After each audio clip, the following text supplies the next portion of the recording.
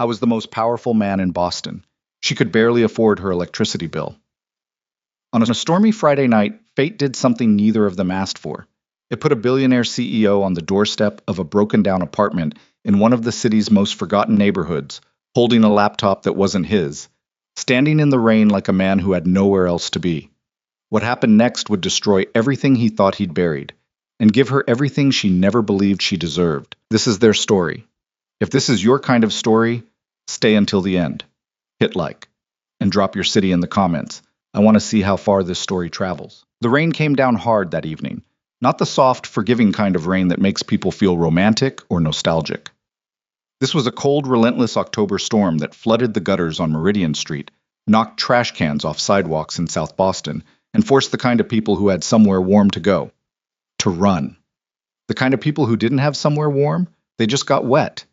Ava Bennett was running. She had her coat pulled over her head, her sneakers already soaked through from a puddle she'd misjudged at the corner of Washington and Fifth, and she was muttering something under her breath that was equal parts prayer and profanity. The bus stop was half a block away. She could see it. She could practically feel the plastic shelter over her head already. And then her phone buzzed. She ignored it. It buzzed again and again. She stopped under the narrow awning of a closed laundromat, water dripping from her hair into her eyes, and looked at the screen. 3 messages. Marcus Chen, head of executive operations, Sinclair Global. Her stomach dropped before she even read the first word. Ava, the presentation files. Did you take the laptop home? She spun around immediately, not even fully understanding why, like her body already knew the answer before her brain caught up. Her bag. She unzipped it right there in the rain, her fingers shaking, going through every pocket with the kind of desperate focus you only get when something catastrophic is about to happen, and you are powerless to stop it. No laptop. Her hand pressed flat against the bottom of her bag, feeling nothing but her wallet, a granola bar, and the broken zipper pouch she kept meaning to fix. No laptop. No, no, no, no. She'd left it, on her desk. The laptop with the entire Morrison Klein investor presentation on it. 4 weeks of work, 72 slides, financial projections she'd rebuilt from scratch after the original analyst quit mid-project.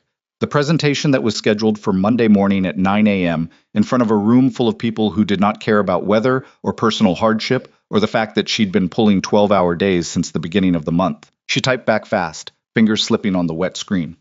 I'll go back. I'm sorry. I'll get it. Marcus replied in under 10 seconds. You can't. Building's locked down. After-hour security protocols changed last week. You'd need a senior keycard to get back in. We're trying to reach someone now. Ava stood there in the rain. Just stood there. The bus she'd been running toward came and went with a hydraulic hiss, its lights disappearing around the corner. She didn't even look at it. 40 minutes earlier, on the 42nd floor of the Sinclair Global building, Ethan Sinclair was having a conversation he did not want to be having. His office was all glass and steel and intentional silence. The kind of office that was designed to communicate power before a single word was spoken. Floor-to-ceiling windows overlooked the Boston financial district. A single lamp burned on the desk.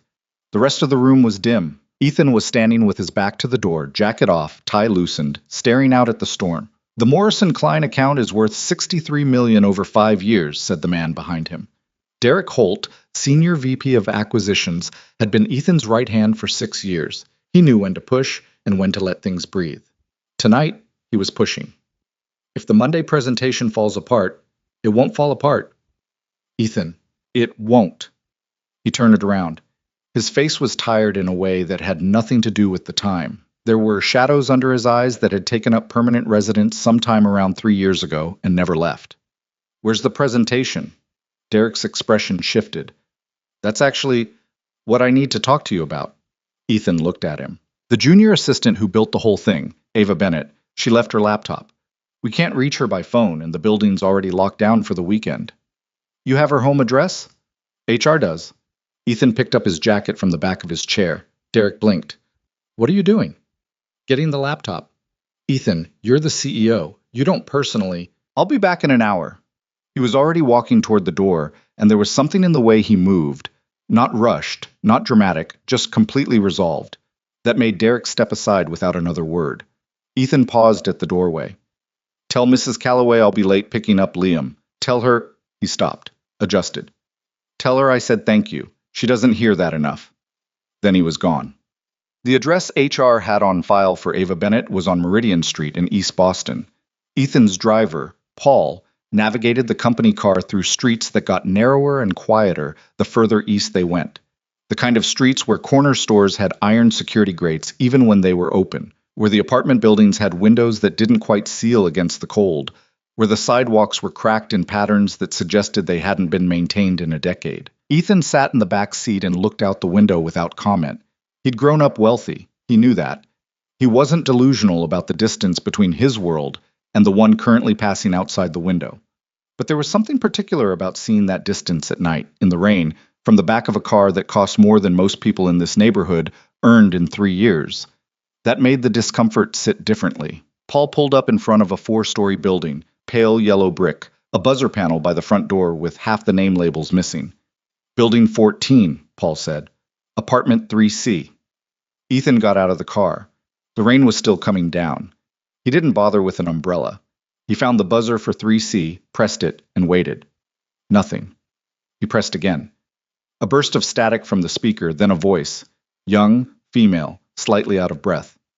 Hello, Ms. Bennett? Ethan leaned slightly toward the intercom. This is Ethan Sinclair. The silence on the other end lasted long enough that he wondered if the connection had cut out. Then, I'm sorry. Who? Ethan Sinclair from Sinclair Global. He paused. You left your laptop. Another long silence. Then the door buzzed open. Bots. The hallway smelled like someone had been cooking, something with garlic and onion, and the fluorescent light on the second-floor landing was flickering in a way that made the whole corridor look like the opening scene of a horror movie. The carpet runner was clean but visibly old, the kind of pattern that had gone out of style before Ethan was born. He climbed to the 3rd floor and knocked on the door marked 3C. It opened almost immediately. Ava Bennett looked, and Ethan would think about this later, alone, in the kind of quiet that gives you too much time to be honest with yourself. Like someone who had been holding everything together for a very long time and had gotten very good at not showing the seams. She was in jeans and a faded university sweatshirt, dark hair still damp from the rain, eyes wide and confused and slightly horrified in the way a person looks when someone they have never had a real conversation with shows up at their front door. She was shorter than he remembered from the office. Or maybe she just seemed that way without the professional armor people put on when they come to work. She was also, clearly, in the middle of something. He could hear it behind her, small, frightened crying, the kind of sound that belongs to a child.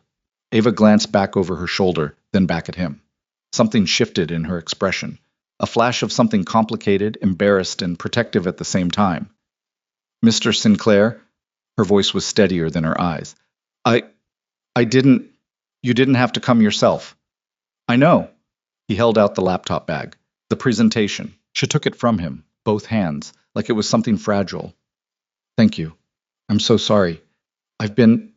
Tonight has been. She exhaled, stopped trying to explain. Thank you. From inside the apartment, the crying got louder. Not a tantrum sound, more like a scared sound. Ava turned again, distracted. I'm sorry. 1 second. She left the door open, which wasn't quite an invitation, but wasn't a dismissal either, and disappeared into the apartment. Ethan stood at the threshold. He probably should have left. He had the confirmation the laptop had been delivered. He had a car waiting outside and a son he needed to pick up, and roughly 47 other things demanding his attention. The professional transaction was complete. He stayed anyway. Through the open doorway, he could hear Ava's voice shift. The tension in it dropped away completely, replaced by something softer and steadier than anything in her professional register. Hey, look at me. It's okay. It's just thunder. It can't hurt you. A small, tearful voice. It's so loud. I know. But loud doesn't mean dangerous, okay? Come here. I want Mama. A beat. I know, baby. I know you do. There was something in those 4 words, the weight of them, the way they sat in the air, that went through Ethan like a current. Not dramatic, not sharp. Just there. The kind of thing that finds the part of you that knows exactly what that sentence means. He stepped into the doorway. Ava was on the floor in the small living room, a little girl of maybe 5 years old tucked against her side. The girl had her face buried in Ava's sweatshirt, and Ava had one arm around her and was rubbing slow circles on her back. The apartment was small. He could see the whole of it almost from the doorway. A second-hand couch. A small kitchen with mismatched chairs. A bookshelf with more library books than personal ones. Everything clean. Everything careful. Everything that said, someone works hard to make this feel like home. The little girl looked up and saw Ethan. Her eyes went enormous. "Who is that?" she whispered. Ava looked up, saw him in the doorway. Something flickered across her face, embarrassment again, and something else she shuddered quickly. "That's a man from my work," she said. "He just came to drop something off." She looked at Ethan with an expression that said, clearly and without hostility, "You can go." Ethan nodded once. He should have gone. Instead, for reasons he could not have explained to Derek or to Paul or to anyone else waiting for him on the other side of this evening, he sat down on the floor. Not the couch. The floor. Cross-legged, back against the door frame. Like a person who remembered how to be in a room with a frightened child. Ava stared at him. The little girl stared at him. Outside, thunder rolled again, long and low. "You know," Ethan said, addressing the little girl in a conversational tone, "when I was about your age, I used to think thunderstorms were basically professional." The little girl's brow furrowed. "What does that mean?" "Like, they had a whole system. The lightning guys, the thunder guys. Very organized, very serious about their work." The girl considered this. "That's silly." "Probably." He shrugged. "But it made them less scary." Ava was watching him, not the child, him, with an expression that was trying very hard to be neutral and not quite succeeding. "What's your name?" he asked the girl. "Sophie, Bess." A pause. "I'm 5 3/4." "Very important distinction," Ethan said. "The 3/4 part." Sophie almost smiled. Didn't quite, but almost. He looked at Ava then, and she looked at him, and neither of them said anything for a moment. The rain hit the window in gusts. The fluorescent light in the hallway still flickered. Sophie made a small sound against Ava's shoulder, and gradually, slowly, the rigid tension in her small body began to ease. Ava's expression was doing something complicated. "She's my niece," Ava said quietly, not quite explaining, not quite offering, just filling the silence with something true. "Her mom, my sister, works nights. On Fridays." "I figured," Ethan said, which wasn't entirely accurate. He hadn't figured anything, he'd only just understood, but it seemed like the right thing to say. He left 20 minutes later.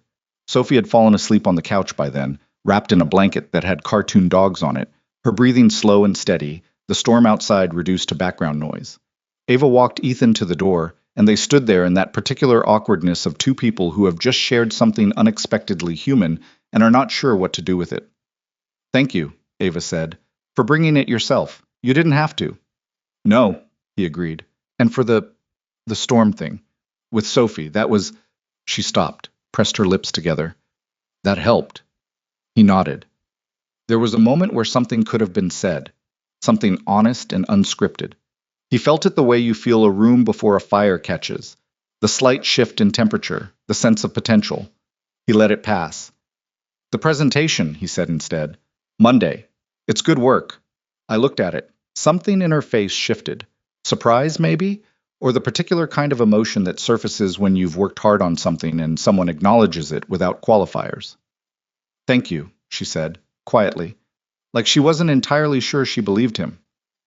"I don't say things I don't mean," Ethan said. She looked at him for a moment. "Okay."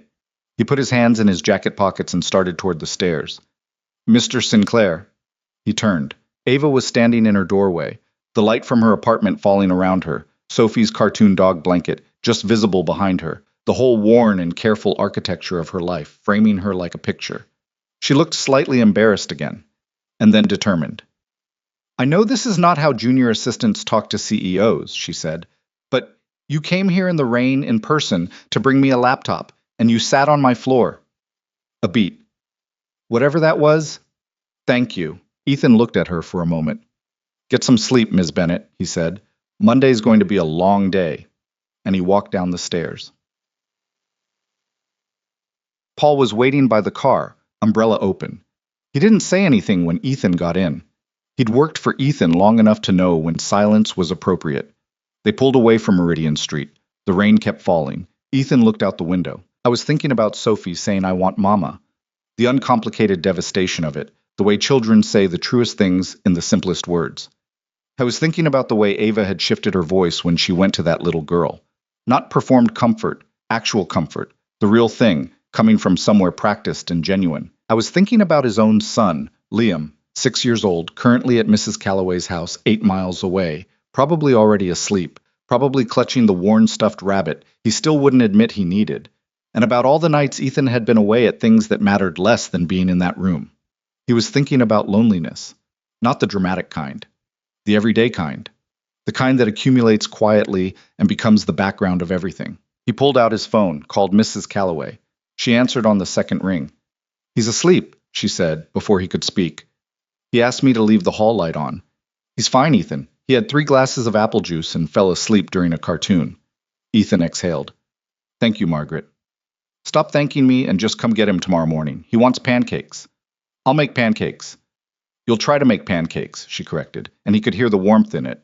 He hung up. The car moved through the rain-dark city, and Ethan Sinclair, billionaire, widower, father, and the kind of lonely that doesn't have a clean name, leaned his head back against the seat and thought about a woman sitting on a floor with a frightened child, and how long it had been since he'd felt something as simple and real as what had been in that small apartment.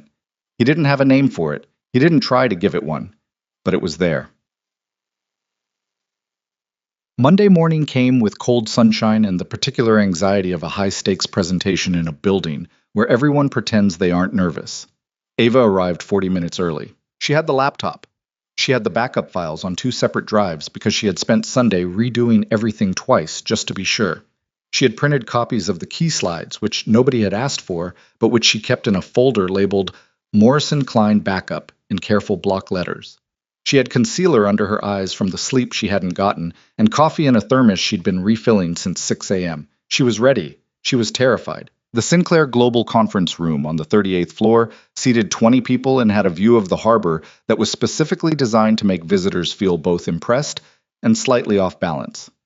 The Morrison Klein team arrived at 8:55. 4 people in expensive suits, the kind of polished blankness that said, "We have heard a lot of presentations, and most of them don't move us." Ava sat at the far end of the conference table, technically present as support staff. Her job was to be there if anything broke. Her job was not to present. That changed at 9:14. The scheduled presenter, a senior analyst named Gregory Walsh, had been the one to originally manage this account before handing it off. He had not, it emerged, properly reviewed the new projections Ava had built from scratch. He began presenting confidently and incorrectly, citing figures that were 14 months out of date, and Ava watched the Morrison Klein lead, a sharp-faced woman named Patricia Reeves, begin making small notes in the margin of her printed agenda in a way that looked polite and was actually damning. Marcus Chen, sitting 2 seats from Ethan at the head of the table, caught Ava's eye. She looked at him. He looked at the slide on the screen. She looked at the slide. She felt the particular horror of watching something go wrong in slow motion. Then she looked at Ethan. He was already watching her. He didn't move, didn't say anything, just looked at her with an expression that was not quite a question, more like a door left open. Ava took a breath. She stood up. "Excuse me," she said, and her voice came out steadier than she had any right to expect. "Gregory, I think you might be working from the original projection deck. The updated version has some significant differences in the Q3 and Q4 forecasts. Would it be all right if I walked through those?" Gregory stared at her. There was a specific kind of senior employee outrage in his expression, the kind reserved for junior staff who have forgotten their place. But Patricia Reeves was already leaning forward slightly, interested for the first time since she'd walked into the room. "Please," Patricia said. Ava walked to the front of the room. She talked for 22 minutes. She talked about the market analysis, the risk mitigation strategy, the 3-scenario forecast she'd built in response to the volatility in the tech sector that Gregory's original projections had completely failed to account for. She talked about Morrison Klein's specific portfolio vulnerabilities and how Sinclair Global's proposal addressed each one by name. She referenced page numbers. She referenced her own modeling. She answered 2 sharp questions from Patricia Reeves in real time, without checking anything, because she knew this material, the way you know things. You've built yourself from the ground up. When she finished, the room was quiet for a moment. Patricia Reeves clicked her pen twice. "Where has she been?" she asked, directing the question at Ethan with a slight tilt of her head toward Ava. Ethan looked at Ava. Something in his expression had changed from this morning, from the previous Friday night. There was a quality to it that she couldn't categorize and didn't have time to examine. "She's been here," he said. "We've been underutilizing her. Marcus made a sound that might have been a cough. The Morrison Klein team signed the initial agreement framework before noon. Afterward. When the conference room had emptied and Ava was packing up the backup copies she'd made, and the folder she'd labeled in block letters, and the various emergency materials that had not in the end been needed, she heard the door open. She already knew whose footsteps those were. She wasn't sure how. She hadn't been paying attention to the sound of Ethan Sinclair's walk for long enough to have memorized it, but she knew anyway. That was impressive, he said. She didn't look up immediately, kept stacking papers. I should have caught Gregory's mistake earlier. I should have. Ava. She looked up. He was standing on the other side of the conference table, jacket on, both hands resting on the back of a chair, and the morning light from the harbor windows was coming in at a low angle that made the room look warmer than conference rooms usually do. You saved that account, he said. You can stop cataloging the ways it could have gone better. She held his gaze for a moment. Is that what you do? When you win something? He thought about that. No, he admitted. I usually spend an hour thinking about the 3 things I could have done better. See, she said, and something in her face softened slightly.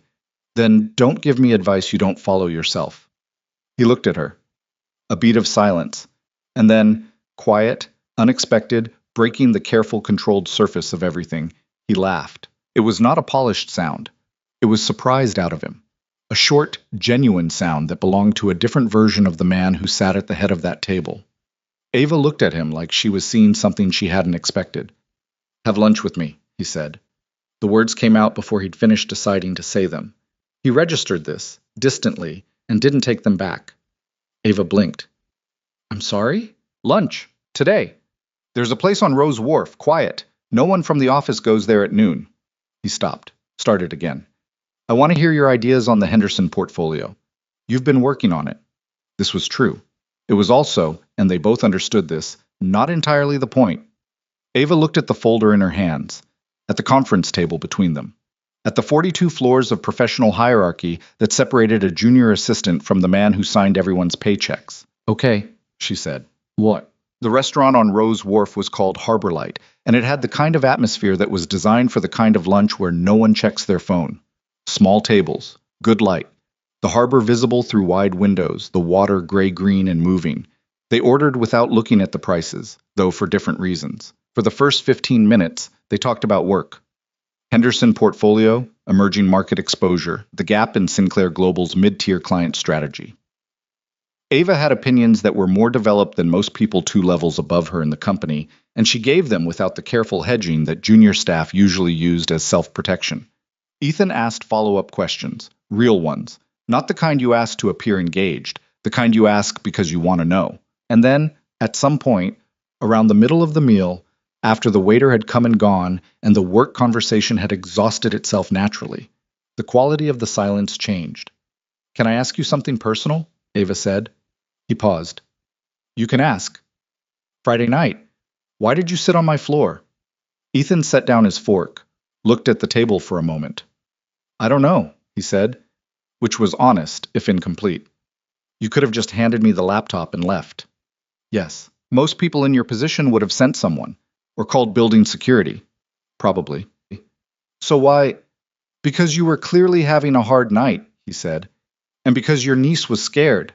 He paused, and because... He stopped again. The sentence didn't have a clean ending. Ava waited. I have a son, Ethan said finally. Liam, he's 6. And I know what scared sounds like from a child in a thunderstorm. And I know what it looks like when someone is taking care of a child alone and trying to hold everything else together at the same time. Ava looked at him.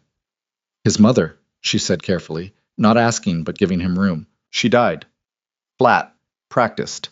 The way you say a thing you've said 100 times and have learned to say without breaking. 3 years ago, Liam was 3. I'm sorry. I'm fine. Automatic. Then, I don't mean that the way it sounds. I mean, I'm functioning. We're functioning. He's good. He's such a... Something moved through his face, warm and private. He's a remarkable kid. But you're not fine, Ava said. It wasn't unkind. It wasn't pushing. It was just accurate. Ethan looked at her. No, he said after a moment. Not always. Ava nodded slowly. My sister, Sophie's mom. She's been through a lot too. Different things. And I watch her hold it together for Sophie, and I think, she shook her head. Functioning is its own kind of brave. It just doesn't get a lot of credit. Ethan didn't say anything. He just looked at her in the way that people sometimes do when someone has articulated something they've been trying to understand for years. Outside the harbor window, a boat moved through the gray water. A seagull sat on a pylon in the rain-washed light. "Tell me about Liam," Ava said. And he did.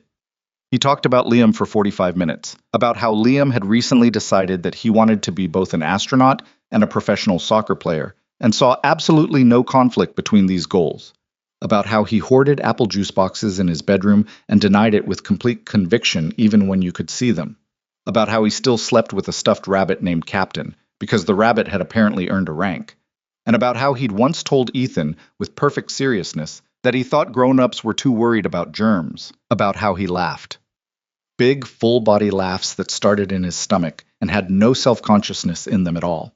About how some mornings, when he climbed into Ethan's bed at 6 a.m. and immediately began talking, Ethan thought, "This is why I'm still here. This is the only thing that makes sense." Ava listened to all of it. She didn't perform attentiveness. She was just listening. Her eyes on him, her expression open, the kind of listening that makes a person feel like what they're saying matters. When he finally ran out of things to say, they sat quietly for a moment. "He sounds like someone worth being tired for," Ava said. Ethan looked at her. "Yeah," he said softly. "He really is." They walked back toward the Sinclair Global building along the waterfront path, the wind off the harbor, cold and honest. Ava had her coat pulled around her and her hands in her pockets. "I should tell you something," she said. "Okay. When Marcus told me you'd brought the laptop yourself Friday night before you actually showed up, I thought it was some kind of mistake. Or a test. I thought maybe someone was pranking me." "A test," Ethan repeated. "People at your level don't come to Meridian Street," she said. "Not accusatory, just clear. That's not how the world works." Ethan was quiet for a moment. "I know. I just—" She exhaled, watching her breath cloud in the cold air. "I want you to know that I don't have any illusions about this, about what Friday was, or what today is. I'm a junior assistant. You're—" She gestured vaguely toward the Sinclair Global Tower, visible 3 blocks ahead. "Ethan," he said. She blinked.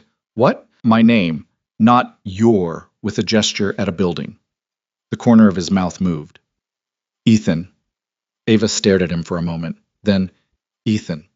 Trying it out, slightly awkward. "I still want you to know that I'm not—" "I know what you're not," he said. "I'm aware of who you are, and what your position is at the company, and what the appropriate professional distance is. I've been aware of all of it all morning." He paused. "I still asked you to lunch." She looked at him. "I'm not entirely sure why," he added, which was the most honest thing he'd said all day, and they both knew it. Ava thought about this for a moment, walking.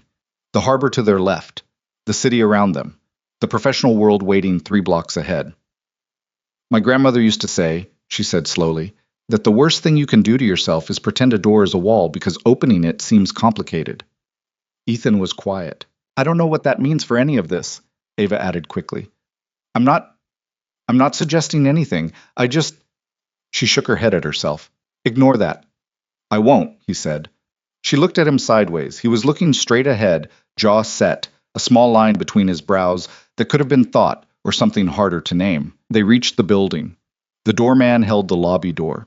The professional world closed around them again like water, and by the time they'd reached the elevator bank, they were back to the appropriate distance and the appropriate register and the appropriate pretense that the last 2 hours had been purely about business. But something had shifted. Both of them felt it, and neither of them said so. That was the beginning. In the weeks that followed, Ava was promoted to senior analyst on a temporary trial basis, a decision Marcus Chen announced in the Monday meeting with the careful neutrality of a man who understood the optics and had already covered the paperwork. Gregory Walsh submitted a complaint to HR and withdrew it 2 days later, which told Ethan everything he needed to know about Gregory's confidence in his position. Ava threw herself into the work with the focused intensity of someone who had been waiting for exactly this kind of opening. She was the first one in, and frequently the last to leave. She made mistakes, caught them herself, corrected them, documented them, and came back the next day with better systems. She did not talk about Ethan in the office. She was careful in the way that people are careful when they understand exactly what is at stake. But on 3 separate evenings across those weeks, she and Ethan had dinner. not at visible places. Quiet restaurants, a place in Cambridge he'd been going to for years, once just takeout eaten in a conference room on the 41st floor after everyone else had gone home, sitting on opposite ends of a table with the city lights coming in through the windows and talking for 2 hours about nothing in particular. He told her about his company, not the version in the press releases, but the real one, the version with the cracks and the anxieties and the decisions he second-guessed in the middle of the night. She told him about growing up, the specific texture of being the responsible one in a family that couldn't always hold itself together, the way she'd learned to be useful as a form of belonging. They did not talk about what they were doing or what any of it meant. The not talking about it was its own language. One Thursday night, he called her at 10:30. Not for a work reason. There was no work reason. And they talked for an hour about whether the hedgehog Liam was begging for was a practical idea. Ethan, no. Ava, also no, but with more affectionate reasons. And about the book she was reading, and about a restaurant in Lisbon he'd been to on a business trip that had served the best seafood he'd ever eaten, and he'd spent 10 minutes trying to explain exactly what made it different. When they hung up, Ava sat on her couch in her small apartment on Meridian Street. The furniture slightly shifted from where it had been because she'd been reorganizing the bookshelves last weekend, and thought, this is the part where I should be careful. She knew exactly what careful looked like. She had practiced it her entire life. And then she thought about Ethan on her floor with Sophie, in his expensive jacket, talking about Thunder being professional. She thought about him in Harbor Light, talking about Liam, with that private warmth moving across his face. She thought about him walking beside her on the waterfront, saying, I still asked you to lunch in a voice that was simply honest. She picked up her phone, looked at his contact name, she'd added him under ES like a person in a spy movie, and put the phone face down on the couch. Be careful, she told herself. She was already failing at it, and somewhere across the city, in a waterfront house that had too many rooms and not enough warmth, Ethan Sinclair stood at the window with a glass of water, watching the harbor lights, thinking about a woman on Meridian Street who had told him that functioning was its own kind of brave. He thought she was right. He also thought she had no idea what she'd started. The hedgehog never happened. Ethan had held firm on that one, which Liam accepted with the particular brand of dramatic suffering that 6-year-olds deploy when they've lost a negotiation but refuse to fully concede. He spent an entire Saturday morning speaking to Ethan only in wounded sighs, which Ethan weathered with the calm of a man who had learned to pick his battles, and this was not one he was losing. By afternoon, Liam had apparently forgiven him, because he climbed into Ethan's lap during a documentary about deep-sea fish and fell asleep within 12 minutes. Ethan sat there for a long time afterward, not moving, one hand resting on the back of his son's head, watching footage of bioluminescent creatures moving through water so deep it had no color, thinking about nothing in particular. Or telling himself he was thinking about nothing in particular. I was actually thinking about the previous evening, the phone call that had lasted an hour, the way Ava had laughed at his Lisbon story. Not politely, not the way people laugh at their boss's stories, but genuinely, slightly incredulous, saying, you spent 10 minutes describing bread, and then listening to the 10 minutes about the bread anyway. He'd been on the phone with people his whole adult life. Conference calls, investor pitches, negotiations, condolence calls, the late-night calls you get from hospitals that change everything. He knew the full spectrum of what phone calls could be. He hadn't had a phone call that felt like that one in a long time. He didn't examine it too closely. He was good at not examining things too closely. It was, depending on how generous you were being with yourself, either wisdom or avoidance, and the line between the two had always been blurry in his experience. Liam stirred slightly, made a small sound, settled again. Ethan looked at his son's sleeping face. The particular perfection of it, that unself-conscious peace that children have when they sleep, the way all the day's drama just goes somewhere else for a while. He thought about what Ava had said. Functioning is its own kind of brave. He'd been turning that sentence over for days without meaning to, like a stone you pick up from a beach and keep finding in your jacket pocket. He put his phone on the side table face down. He was getting better at that. The next Monday, Ava walked into the office with a revised analysis of the Henderson portfolio that Marcus Chen read twice before forwarding it to 3 department heads with a note that said simply, "See attached." Comments? In Marcus's specific communication style, this was approximately equal to a standing ovation. She was at her desk when Ethan passed through her floor, which he did not normally do. His day was structured around the 39th through 42nd floors. And she was on the phone, pen in hand, annotating a printout with the focused aggression of someone who has found an error and is professionally delighted about it. She didn't see him. He didn't stop.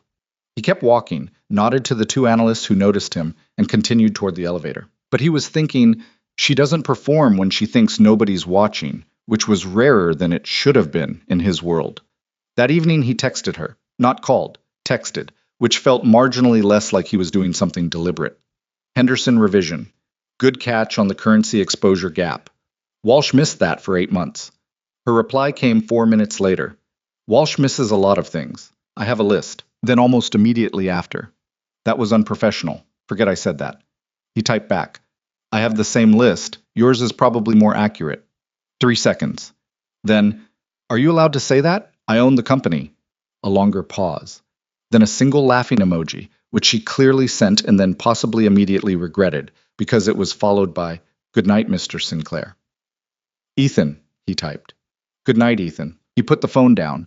He was sitting at the desk in his home office, the harbor visible through the window behind him, the house quiet in the way that big houses get quiet after a child goes to sleep. Not peaceful exactly, more like held breath. He looked at his phone for a moment, at her name on the screen. He was doing something, he understood. He wasn't sure what to call it. He wasn't sure he was ready to call it anything. But he was doing it. The weeks moved the way weeks do when something is changing slowly, and you keep trying not to notice, which only makes you more aware of every small thing. Ava's promotion from temporary to permanent senior analyst came through at the end of October, accompanied by a salary adjustment that made her sit very still at her computer for about 30 seconds before she pulled up her bank account, looked at the numbers, and felt something she hadn't felt in years. Not relief exactly, something more than relief.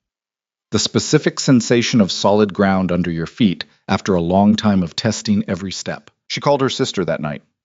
I got the promotion, she said, when Dana picked up. Dana was quiet for a moment. Then, for real?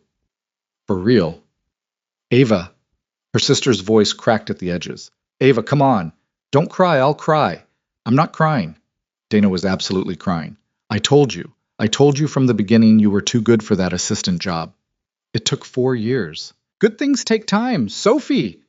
Dana was apparently now talking to both of them simultaneously. Say congratulations to Aunt Ava. A pause. Then Sophie's small, serious voice in the background. Congratulations. Articulating each syllable like it was its own sentence. Ava laughed, pressed her free hand over her eyes. Tell her thank you. She wants to know if you're going to buy a bigger apartment now. Tell her maybe someday. She says, why not now? Tell her adults are complicated. She says, I know. Ava was still laughing when she hung up. She sat in her apartment on Meridian Street, in the quiet after the call, and looked around at the mismatched furniture and the library books and the bookshelf she'd reorganized twice in the past month. And she thought, this isn't failure. This was never failure. This was just the beginning, taking a long time. She went to bed at a reasonable hour for the first time in weeks. She slept well. It was a Thursday in early November when things shifted into something neither of them could keep calling nothing. It started with Liam. Ethan had a late afternoon meeting that ran 40 minutes over, and his regular arrangement for picking up Liam from after-school care fell through when Mrs. Calloway's daughter went into early labor, and Margaret left in a justifiable hurry with 30 minutes' notice. His backup, a college student named Josh, who occasionally filled in, had an exam. His second backup didn't answer the phone. I was standing in the middle of a meeting, had excused himself to handle it, and was running through his contacts list with the specific controlled urgency of a man who is very close to the edge of a logistical crisis and cannot afford to show it on his face. He called Ava. I wasn't sure why. She was not on his contacts list as a childcare solution. She was on his contacts list as someone he had been texting at 9 p.m. about work things that were increasingly not entirely about work. She picked up on the second ring. Hey. I have a situation, he said. Okay. Liam's after-school care closes at 6. I have a meeting I cannot leave for another 40 minutes at minimum. My usual... He stopped, started over. I don't have anyone to pick him up. A beat. Send me the address. Ava, you don't have to... Ethan, send me the address. He sent it. She picked up Liam at 5:53, which gave her 7 minutes to introduce herself to the after-school coordinator, explain that she was a family friend, and show the authorization form Ethan had texted over after a frantic call to the school's administrative line. The coordinator looked at the form, looked at Ava, looked at Liam, who had been sitting at a small table with a drawing he'd been working on for the past hour, and said, Liam, This lady says she knows your dad. Liam looked up. He studied Ava with the frank, unself-conscious assessment that children use before they've learned it's rude to stare. She looked back at him. He had Ethan's eyes, that same quality of seeing more than they were saying, in a face that was still entirely childhood, round-cheeked and open. Are you the one from the phone? He asked. Ava blinked. What? Dad talks on the phone a lot. He laughs sometimes now. He said this as if reporting a weather change, factual, slightly puzzled, not unkind. Mrs. Calloway says it's good. Ava had no idea what to do with that sentence. She filed it somewhere and smiled. I'm Ava. I work with your dad. He talks about your work a lot, Liam said, and gathered his backpack with the efficiency of a child ready to leave. Can we get hot chocolate? Mrs. Calloway always gets hot chocolate. I think that can be arranged. They went to a place 2 blocks from the school, a bakery with small tables and a heating vent that made the whole front of the shop warm in a reliable, unpretentious way. Liam ordered hot chocolate with a lot of marshmallows, please, and then immediately corrected himself. Extra marshmallows, as many as they have. The woman at the counter put in 8. Liam accepted this as a fair opening position. Ava ordered coffee. They sat across from each other at a small table. What were you drawing? She asked. Liam pulled a folded piece of paper from his backpack. He'd apparently taken it with him, and spread it on the table. It was a drawing in crayon of what appeared to be a spaceship, but with a soccer goal floating next to it in the atmosphere of what might have been Mars. It's my plan, he explained with complete seriousness. For what? Being an astronaut and a soccer player. They said I couldn't do both. I'm proving I can. Who said you couldn't? Tyler, in my class. A pause. He's wrong about most things. Ava looked at the drawing, at the careful way he'd colored the spaceship blue and added small stars around it in yellow, at the tiny figure in a spacesuit standing in front of the soccer goal. I think you might be right about Tyler. Liam looked at her with sudden warm approval. Dad said that too. Your dad's a pretty smart guy. Sometimes. Liam picked up his hot chocolate with both hands, which was the right approach given the size of the mug. He forgets to buy orange juice sometimes. We always run out. That seems like a fixable problem. I tell him every week. He shook his head with the weary patience of someone who has been managing an adult for years. Every week. Ava pressed her lips together to keep the smile from getting too wide. I'll mention it to him. Thank you. Very solemn, very sincere. They stayed in the bakery for an hour. Liam told her about his class, about his teacher Mrs. Okafor, who was the best teacher he'd ever had, about the book series he was currently obsessed with, that involved a kid who could talk to animals, and a series of increasingly improbable adventures. He asked Ava questions with the non-hierarchical curiosity of children. What was her favorite color? Did she have a dog? What did she do at work? Did she know how to draw? Was Boston her favorite city, or just the city she was in? She answered all of them honestly, including the last one, which turned into a slightly longer conversation about whether a city could be your favorite if it was the only one you'd really lived in, and Liam's conclusion that you should probably visit more cities before deciding, which was reasonable advice from any angle. When Ethan arrived, slightly disheveled, jacket open, tie loosened, carrying the look of a man who'd been walking fast for several blocks, he stopped in the doorway of the bakery and took in the scene. His son, hot chocolate mostly consumed, marshmallows gone, leaning across the table showing Ava something on the drawing. Ava, leaning in, nodding, asking questions. He stood there for a moment before either of them noticed him. Something happened in his chest. Not dramatic. Not a sudden revelation, just a quiet shift. The particular sensation of seeing something you hadn't known you'd been missing and recognizing it without any preparation. Liam looked up. Dad, Ava says Tyler is wrong about most things. Ethan looked at Ava. She looked back at him, and there was a small, complicated expression on her face, warm and slightly careful. The expression of someone who has been unexpectedly given something they didn't ask for and isn't sure yet if they're allowed to keep it. Tyler usually is, Ethan said. He came to the table, put a hand briefly on Liam's shoulder, the automatic gesture of a parent checking in, making sure the world had been okay, and sat down. Thank you, he said to Ava. It was fine. She looked at Liam. It was actually good. She bought me extra marshmallows, Liam informed Ethan. How many? 8. That's a lot of marshmallows. It was a lot of hot chocolate. Liam seemed satisfied with this ratio. They stayed another 30 minutes. The 3 of them, at the small table in the warm bakery, in a formation that wasn't designed or planned or talked about, that had assembled itself out of a childcare emergency and a phone call and whatever had been building between two people for the past 6 weeks. Liam talked. Ethan and Ava occasionally spoke to each other across him, and occasionally to him, and the whole thing was slightly awkward in the way new things are awkward. Not unpleasantly, just honestly. Walking to the car afterward, Liam between them, he reached up and took Ava's hand, just like that. No announcement, no request.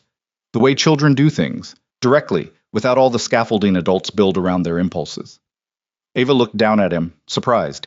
Liam wasn't looking at her. He was looking ahead, swinging their joined hands slightly, apparently fine. Ethan saw it.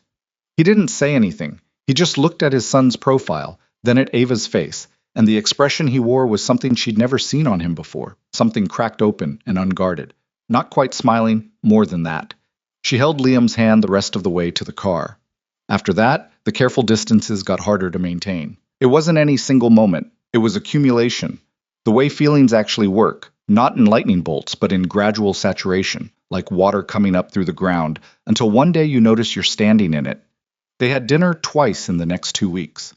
Proper dinners, not work-adjacent things, and they both knew they weren't work-adjacent things, even though neither of them named it. At the second one, a quiet Italian place in the South End with candles that dripped wax onto the checkered tablecloth, Ethan told her about Claire. He hadn't planned to. They'd been talking about his company, about the early years, the decisions he'd made at 28 when he'd first started building it, the ones that looked smart in retrospect and the ones that still kept him up sometimes. And then somehow they were talking about the years before the company mattered as much. The years when it was just him and Claire in a 2-bedroom apartment in Charlestown, both of them working too hard, both of them believing they had more time than they did. She was funny, he said, and there was something surprised in his own voice, like he'd forgotten that and was only now remembering. People always talk about her like she was kind, compassionate, warm, all true, but she was also genuinely, wickedly funny. She used to do these impressions of my board members that were so accurate it was almost professionally dangerous. Ava smiled. What happened? He looked at his wine glass. An accident. 3 years ago, February. She was coming home from a work trip. Delayed flight. Bad weather. She was in a cab from the airport. He paused. Liam was 3. He doesn't really remember her. He has pictures and stories, but not memory. And He stopped. Set the glass down. I kept waiting for there to be a point where the grief would run out, where it would just be finished. But it doesn't work like that. No, Ava said quietly. It doesn't. I buried myself as a company for about a year and told myself it was for Liam, that I was securing his future, which was partly true and partly— He looked up at her. Partly just easier than being in the house.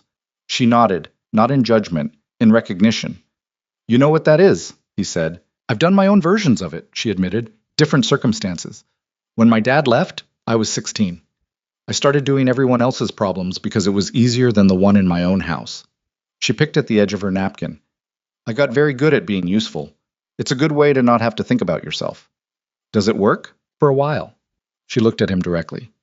And then eventually you run out of other people's problems, and you have to deal with your own. Except now you're 30, and you never actually learned how. Ethan looked at her for a long moment. How do you know how to say exactly the things that are true? She shook her head, slightly embarrassed. I don't. I'm just guessing. You're not guessing. She didn't answer that. Outside the restaurant, through the window, a couple walked past under an umbrella, their shoulders touching, talking about something that made one of them laugh. Ava watched them for a second and then looked back at the table. Can I tell you something? She said. Yeah, I've been careful about this. About what we're doing, or not doing, or whatever we're calling it. She took a breath. Because I know how it looks, from the outside. I'm an employee who got a promotion. You're the CEO. People will have opinions. People will have opinions about everything, Ethan said. That's not a reason. I know it's not a reason. I'm not saying it stops me. I'm saying— She looked for the right words and couldn't find them without being more honest than she'd planned to be tonight. I'm saying I don't know how to do this halfway. I never have. And I'm aware that's a liability when the other person has more reasons than most to— She paused. To be somewhere halfway feels safer. Ethan was quiet for a moment. You're right, he said. I've been careful, too. In ways that aren't entirely fair to either of us. He turned the wine glass slowly on the tablecloth. When Claire died, I made a decision, not consciously, more like a conclusion I reached without really choosing it. That I was done with the part of life that included this, whatever this is. That Liam and the company were enough, and that wanting more than that was, he paused, greedy. That's not what greedy means, Ava said. He almost laughed. No, I know. Wanting to not be alone isn't greedy. I know. He looked at her. I think I just needed someone to say it. A beat. You have a way of doing that. Saying the thing that's sitting in the room like everyone agreed to pretend it wasn't there. Ava stared at the tablecloth. My sister calls it being annoying. It's not annoying. It is sometimes. Probably, he admitted, but not tonight. They looked at each other across the candlelight, across the checkered tablecloth with its wax drips and water rings, and the thing that had been building for weeks was very close to the surface now. She could feel it. She suspected he could too. Neither of them reached for it. Not yet. Walking out of the restaurant, standing on the sidewalk while Paul brought the car around, there was a moment. The kind of moment that is made almost entirely of nearness. The specific distance that is close enough to feel warmth, but far enough to still be choosing. Ava had her coat collar up. Ethan was standing slightly turned toward her, and neither of them was talking about anything, just the quiet of the street after the restaurant's warmth. I should go home, she said. I know. Neither of them moved for a second. Then Paul pulled up. I'll see you Monday, Ava said, and moved toward the curb. Ava. She turned. He was standing with his hands in his jacket pockets, looking at her with an expression that was several things at once, careful and certain at the same time, which shouldn't have worked but did. This is something, he said. Quietly, plainly, with the exhausted honesty of a man who has spent long enough pretending it wasn't. I don't know what to do with it yet, but I want you to know that I know it's something. She held his gaze for a moment. I know, she said. Me too. Paul opened the door. She got in. She looked straight ahead as the car pulled away and did not look back through the window, because she knew if she did, she'd see him still standing there watching the car leave, and she wasn't sure what that would do to the wall. She was still, for now, keeping between her heart and the full weight of this. The wall was getting thinner every day. The following Saturday, Ethan asked her if she wanted to come to Liam's soccer game. Not a work event. Not a dinner with plausible professional justification. A 6-year-old soccer game on a cold November morning, which was about as far from the world of Sinclair Global as anything could be. She showed up in a heavy coat and a knit hat that had a slight bobble at the top, carrying 2 cups of coffee from the place on the corner, because she'd arrived early enough to need something to do with her hands. Liam spotted her from across the field before the game started, and his face did something magnificent, pure, uncomplicated delight, no performance in it at all. And he came sprinting over in his cleats. You came, he announced, like this was an event he'd been anticipating but hadn't quite believed would happen. I said I would, Ava told him. Dad said you might be busy. I was busy. I came anyway. Liam processed this with visible satisfaction and ran back to his team. Ethan arrived at her side, having watched all of this from a few feet away. He was in a jacket that was not warm enough for the weather, which was a recurring problem she'd noticed. He dressed for buildings, not for Boston, in November. You brought coffee, he said. One of them is yours. She handed it over. How did you know how I take it? You've had approximately 40 cups of coffee in my presence over the past 6 weeks. She looked at the field. Dark roast, splash of milk, no sugar. He looked at her sideways. I pay attention, she said, and there was something in her voice that was both simple and layered. It's a thing I do. He watched his son take his position on the field, small and serious and wearing cleats 2 sizes too big because he'd insisted on getting the ones he could grow into, and took a sip of the coffee. Ava, he said. I'm watching the game, she said. He smiled. He looked at the field. He watched his son and did not say the thing he'd been building toward for 6 weeks, because they were at a soccer field and she was apparently watching the game, and some things didn't need to be rushed when they were already, clearly, inevitable. Liam's team lost 4-2. Liam scored one of the 2, which he celebrated with the full-body enthusiasm of someone who has no concept of proportional response to good news. He pointed at Ava from the field. She pointed back. Ethan watched this and felt the kind of happiness that is almost painful because you know exactly what it is, and you know exactly how much it costs, and you decide it's worth it anyway. They went for pancakes after. A diner 3 blocks from the field, booths with cracked vinyl, a jukebox that still worked and played things from the 80s. Liam ordered a stack with extra butter and syrup on the side so I can control the distribution, which was a sentence he had clearly gotten from an adult and was using with complete confidence. Ava ordered eggs. Ethan ordered toast and was immediately told by both Liam and Ava, independently, that this was a disappointing choice. It's a diner, Ava said. You have to get something unreasonable.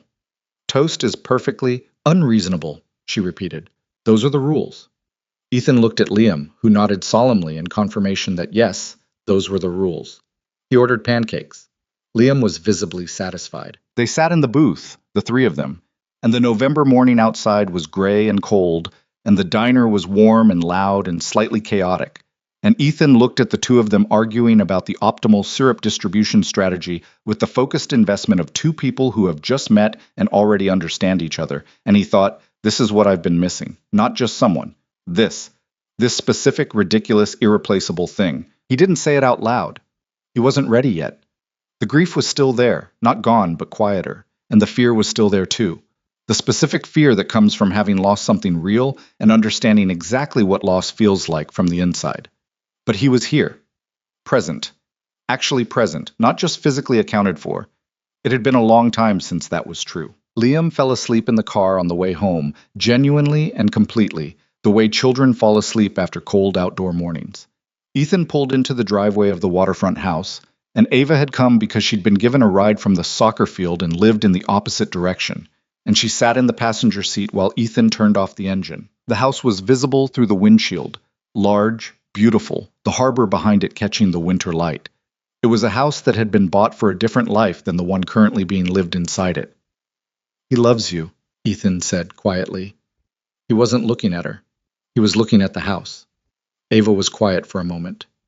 He barely knows me. Kids don't need that much time. They just know. He turned his head to look at her. He asked me last week if you were going to come to Thanksgiving. She looked at him. What did you say? I said I didn't know. A pause. I was being a coward. Ethan, I want you there, he said. And then, without stopping, without letting himself get careful about it, I want you around. Not as a work thing, and not as an undefined thing, and not as something I'm pretending isn't happening. I want... He stopped, looked at her fully. I'm not good at this. I used to be, I think. Before. I'm out of practice, and I know I'm going to do it wrong some of the time. But I want to try. Ava looked at him for a long moment, the kind of look that does its own thinking. I'm not easy, she said finally. I have opinions about everything, and I will tell you when I think you're wrong. And I grew up in circumstances that made me not great at assuming things will be fine. I'll expect things to fall apart before they actually fall apart. I'll be waiting for the other shoe. I know, he said. I just want you to... Ava. He said her name like a period at the end of her sentence. I know. She exhaled, looked at her hands. This is terrifying. Yes, you're my boss. We're addressing that. He'd already talked to Marcus and to the company's legal team about restructuring her position into a separate division with an independent reporting line, though he hadn't told her that yet. It won't be an issue. She looked up at him. How are you so calm about this? I'm not calm, he said. I'm just tired of pretending to be indifferent. She laughed, a short, surprised laugh, and then pressed her fingers over her mouth, and there were tears at the edges of her eyes that she was absolutely not going to shed in a car in his driveway in the middle of a Saturday afternoon. Okay, she said, when she'd gotten herself back. Okay? Okay. She met his eyes. Let's try. He nodded, didn't reach for her hand, didn't close whatever space remained between them, just nodded, with the steadiness of a man making a decision he intends to keep. In the back seat, Liam slept on, one cheek pressed against the window, his soccer cleats still on, his small chest rising and falling with the uncomplicated rhythm of a child who had had a good morning. Neither of them knew, sitting there in the quiet car, what was coming. The thing that would arrive without warning and tear through everything they were carefully building, dragging the past into the present with the specific cruelty of unfinished grief. Neither of them knew. For now there was just this, a cold November afternoon, a sleeping child in the back seat, and two people who had decided against every reasonable instinct to try. It was enough. It was more than enough. It was everything. Thanksgiving came and Ava was there. She brought sweet potato pie from a bakery in Roxbury that she'd been going to since she was 12 years old, and sweet potato pie from that specific bakery was, in her considered opinion, one of the few things in the world that was genuinely non-negotiable. She also brought a bottle of wine she'd spent 40 minutes selecting because she didn't know what wine went with anything and had eventually just asked the man at the shop to pick something that wouldn't embarrass her, which he did. Mrs. Calloway was there too, which helped because Margaret Calloway had been feeding people in crisis situations for 63 years and treated the presence of a new woman in Ethan's kitchen with the warm, strategic focus of someone who had been waiting for exactly this development and was not going to waste it. "You cook?" Margaret asked, the moment Ava set foot in the kitchen. "Passably," Ava said. "She's being modest," Ethan said from across the kitchen, where he was doing something to the turkey that looked uncertain. "I'm genuinely not," Ava said. "I cook about 6 things well. Everything else is an experiment." "6 things is 6 more than him," Margaret said, jerking her head toward Ethan with the affectionate dismissiveness of a woman who had watched him attempt to feed himself and his son for 3 years and had opinions about the results. Ethan pointed a Bastille brush in Margaret's general direction. "I make excellent pancakes." "You make acceptable pancakes," Liam said from the kitchen table, without looking up from the book he was reading. "There's a difference." Margaret laughed. Ava pressed her lips together and said nothing, which was the diplomatically correct response. Ethan looked at his son with an expression of exaggerated betrayal that Liam met with total serenity. It was the kind of afternoon that doesn't announce itself as significant. Just warm and slightly chaotic. Too many people in a kitchen that was designed for quiet efficiency. The smell of food and the sound of a child asking questions about things that had nothing to do with anything. The particular texture of people learning each other's rhythms in real time. Later, when Liam was in bed and Margaret had gone home and the dishes were done, Ava had washed, Ethan had dried, which felt like the most domestic thing she'd done in years. They sat on the back porch with what was left of the wine, looking at the harbor. The November night was cold and clean, the water black and gold with reflected lights, the city a low hum beyond the water. "He set a place for you," Ethan said. Ava looked at him. "What?" "This morning, before you got here. He went into the dining room and set a place at the table with the good plates." Ethan looked at the water. "I didn't ask him to. He just did it." She was quiet for a moment. "Ethan." "I know." "Oh, that's—" She stopped, picked up her wine glass, set it back down. "That's a lot. I know." He turned to look at her. He'd been doing this more, looking at her directly, without the careful management he used on most of the world. "It doesn't scare me anymore. That it's a lot." "It should scare you a little," she said. "Being scared keeps you honest." He considered that. "Maybe. But I've spent 3 years being scared of everything, and I'm tired of it." He looked back at the water. "I want to be here for this. Whatever this is. I want to stop looking at it from a safe distance and actually be in it." She nodded slowly. She understood that. She also felt the particular vulnerability of 2 people admitting, out loud, that they were in something real. The way saying it changes it, makes it heavier and more present, takes away the deniability. "Okay," she said, the same word she'd said in the car 3 weeks ago. Their word, apparently. Their shorthand for "I'm here, I'm choosing this, let's go." He found her hand in the dark and held it. Simple as that. They sat there for another hour, not talking much, and it was the kind of quiet that is its own form of intimacy, the kind you only have with someone when you've stopped performing for them. She drove home at midnight. The city was quiet and cold, and she drove through it thinking about set place settings and 6-year-old boys who made decisions with their whole heart, and she let herself actually think it, for the first time without the usual barricades, "I could love this. I might already." It was the most frightening thing she'd felt in years. It was also the most alive. December settled over Boston the way it always does. All at once, and without apology, cold that meant business. The harbor going gray and choppy, the city decorating itself with a slightly desperate cheerfulness. Liam wanted a Christmas tree bigger than Dad, which was negotiated down to slightly taller than Ethan, which remained an impressive tree. Ava came over one Sunday afternoon and they decorated it with ornaments that had accumulated over years. Some clearly Claire's, beautiful and delicate, and some clearly Liam's, handmade and crooked and cherished. Nobody mentioned the ones that were Claire's. Nobody had to. Ava handled them carefully and placed them well and didn't make anything of it, which was exactly the right thing to do, and Ethan noticed it without saying so. Work was changing too. Marcus had finalized the restructuring of Ava's position, and she was now heading a small analysis team within a division that reported independently to the board rather than through the senior VP chain. It was a real position with real authority, built on the actual quality of her work rather than anything else, and she approached it with the focused intensity of someone who had been given an opening and intended to walk through it fully. She was good at the job in ways that still surprised people who'd only known her as the junior assistant who barely had a desk to herself. She had a way of seeing patterns in financial data that wasn't just technical. It was almost intuitive, the product of years of managing household finances under real pressure, of understanding what money meant when there wasn't enough of it, of seeing risk not as an abstract category, but as the difference between stability and disaster. It gave her a perspective that most of the Sinclair Global analysts who had grown up in comfort and gone from private schools to top universities without any material interruption genuinely didn't have. Patricia Reeves from Morrison Klein called Ethan personally in mid-December to compliment your Ava Bennett and ask if she'd be available for a direct consulting relationship, which Ethan answered with the particular tone of a man who was proud and also trying very hard not to be visibly proud in a professional context. He told Ava about the call that evening. She called me your Ava Bennett, he said. Ava looked up from her laptop.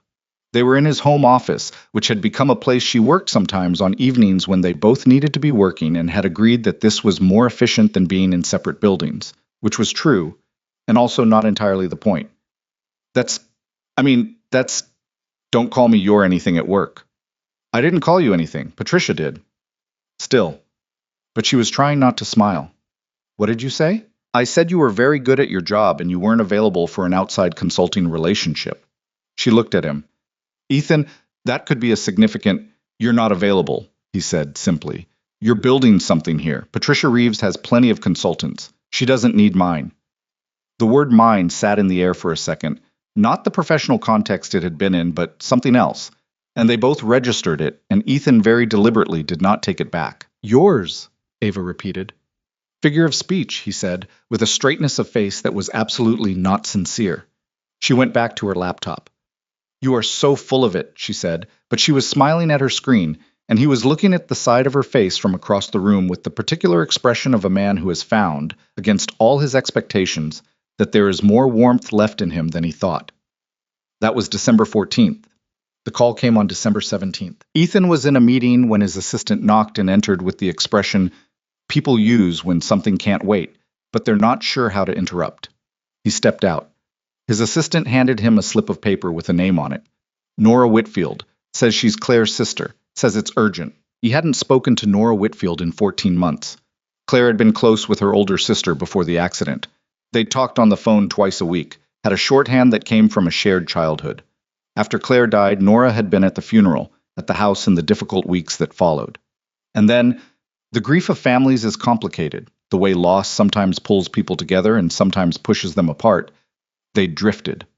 Not with anger, just with the slow tide of separate grief pulling in separate directions. He called her back from his office with the door closed. Nora. His voice was careful. It's been a while. I know. She sounded like she hadn't slept. Ethan, I need to talk to you, in person. I've been trying to decide if I should It's been months, and I can't not anymore. I can't keep sitting on this. He felt the particular cold that moves through you when you understand that what is coming is something you cannot prepare for. What is it? Not on the phone. A pause. Please, I'm in Boston. I can come to you. He met her that evening at the house. She arrived at 7, looking like someone who had been carrying something heavy for a long time and had run out of the strength to hold the posture that hid it. She was 2 years older than Claire had been, 42 now, with Claire's same dark eyes and none of her sister's specific stillness. She sat on the edge of the couch in Ethan's living room, holding a cup of tea with both hands, and she started talking. She talked for a long time. What Nora said, in the end, came down to this. Before Liam, before the years of building the life that had looked, from the outside, like a happy one, Claire had been pregnant, once before. A pregnancy that had gone wrong at 20 weeks. A loss so early in their marriage that they had told almost no one, that had been folded into the category of private grief and moved past. Ethan knew this. He had been there. What he did not know was what Nora had found in Claire's personal files after the accident, documents, medical records, and a series of letters, handwritten, never sent, that described a decision Claire had made in the months before she died, a decision about the circumstances of that earlier loss, something that had been told to her differently at the time by a doctor who had subsequently retired and moved out of state, and that Claire had spent the last year of her life trying to quietly and privately investigate, without telling Ethan, because she had not yet found an answer she was certain of, and did not want to bring him a question she couldn't also bring him an answer to. Nora believed that what Claire had been uncovering was the possibility that the loss had not been inevitable, that there had been a failure somewhere, a misread result, a delayed intervention, that Claire had begun to trace and had not finished tracing before the cab accident took her. Ethan sat very still through all of this. The living room was quiet.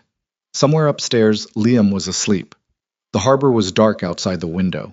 Nora sat across from him with her hands wrapped around her cooling tea and her eyes very careful, watching his face. He said eventually, "Why now?" "Because I found the last letter 2 months ago, in a box I hadn't opened since I moved. She'd written it a week before she died." Nora's voice was steady through obvious effort. "She was going to tell you. She had an appointment scheduled with a medical attorney. She had a name. She was almost done." Ethan stood up, walked to the window, stood there. He felt the grief the way you feel it when it comes back. Not as something new, but as something that had only been dormant. The same shape and weight as before, just moved to a different location in your body for a while. He felt it, and he felt, alongside it, something that might become anger if he let it, and something else that was harder to name. The specific devastation of realizing that the person you lost had been carrying something alone that they shouldn't have had to carry alone, had been protecting you from an unfinished truth, had died mid-sentence. "She didn't tell me," he said. "She was protecting you," Nora said quietly. "She was always—" He stopped, put his hand flat on the glass. "She was always doing that, deciding what I could handle." It came out rougher than he intended, not anger at Nora, at Claire, at anyone in particular, just grief finding its edges. "I could have handled it. I know." Nora set down her cup. "I think she knew that too. She wanted to give you answers, not more questions. She wanted to have the whole thing finished first." A pause. That was Claire.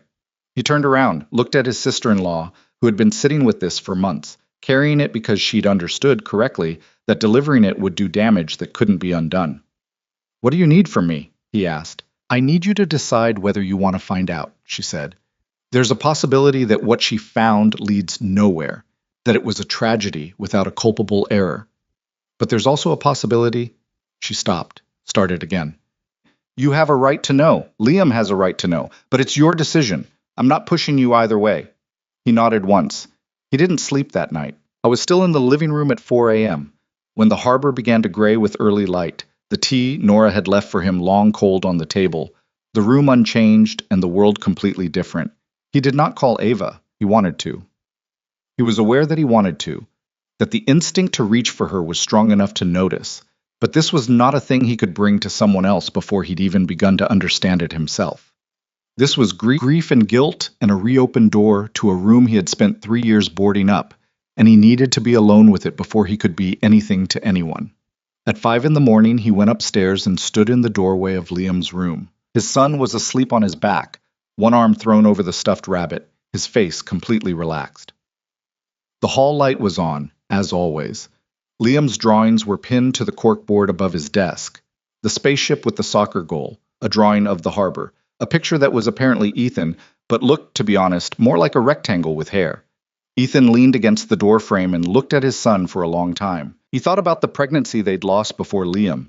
He thought about how Claire had handled that grief, quietly, internally, with the characteristic steadiness that had sometimes been her great strength and sometimes left her alone with things she shouldn't have been alone with. He thought about the years she'd apparently spent trying to find an answer, scheduling appointments, tracing records, writing letters she never sent.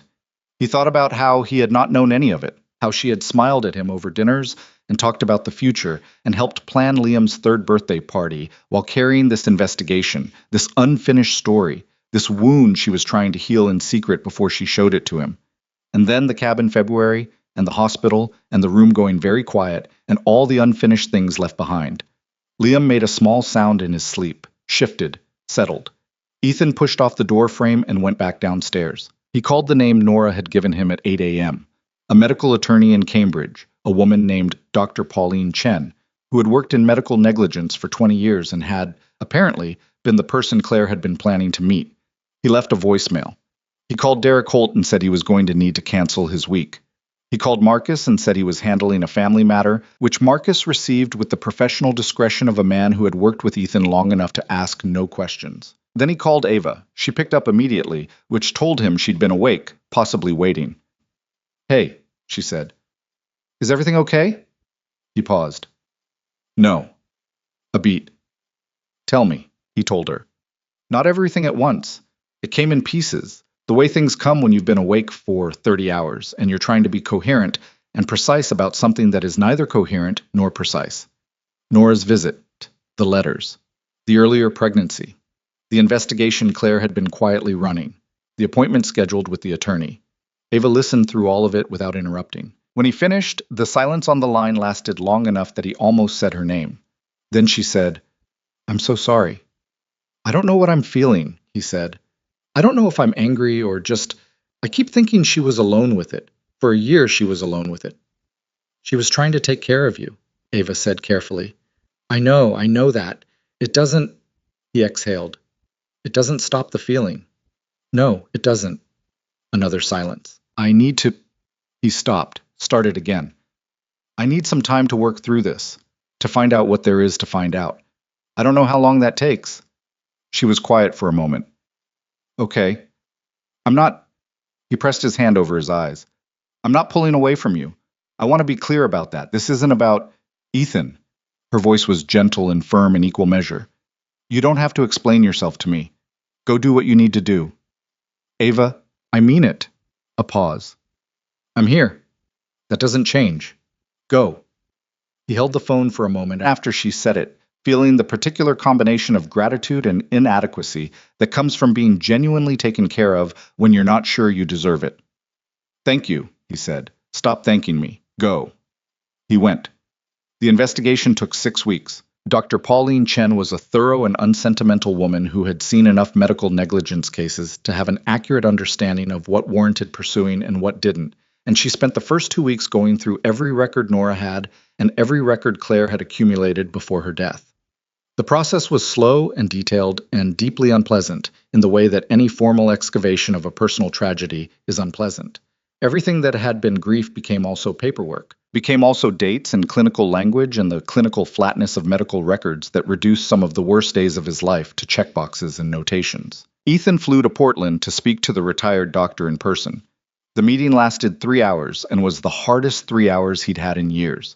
Not because the man was defensive or evasive, actually almost the opposite. An aging man in his 70s who had spent years since retiring thinking about a particular case and who broke down, partway through, in the specific way of someone who has been waiting to be asked to account for something, and is both relieved and destroyed that the moment has finally come. Hunt flew home that night, sat in the back of the car from the airport, and looked out the window at the city lights, and felt hollowed out in a way that was different from grief.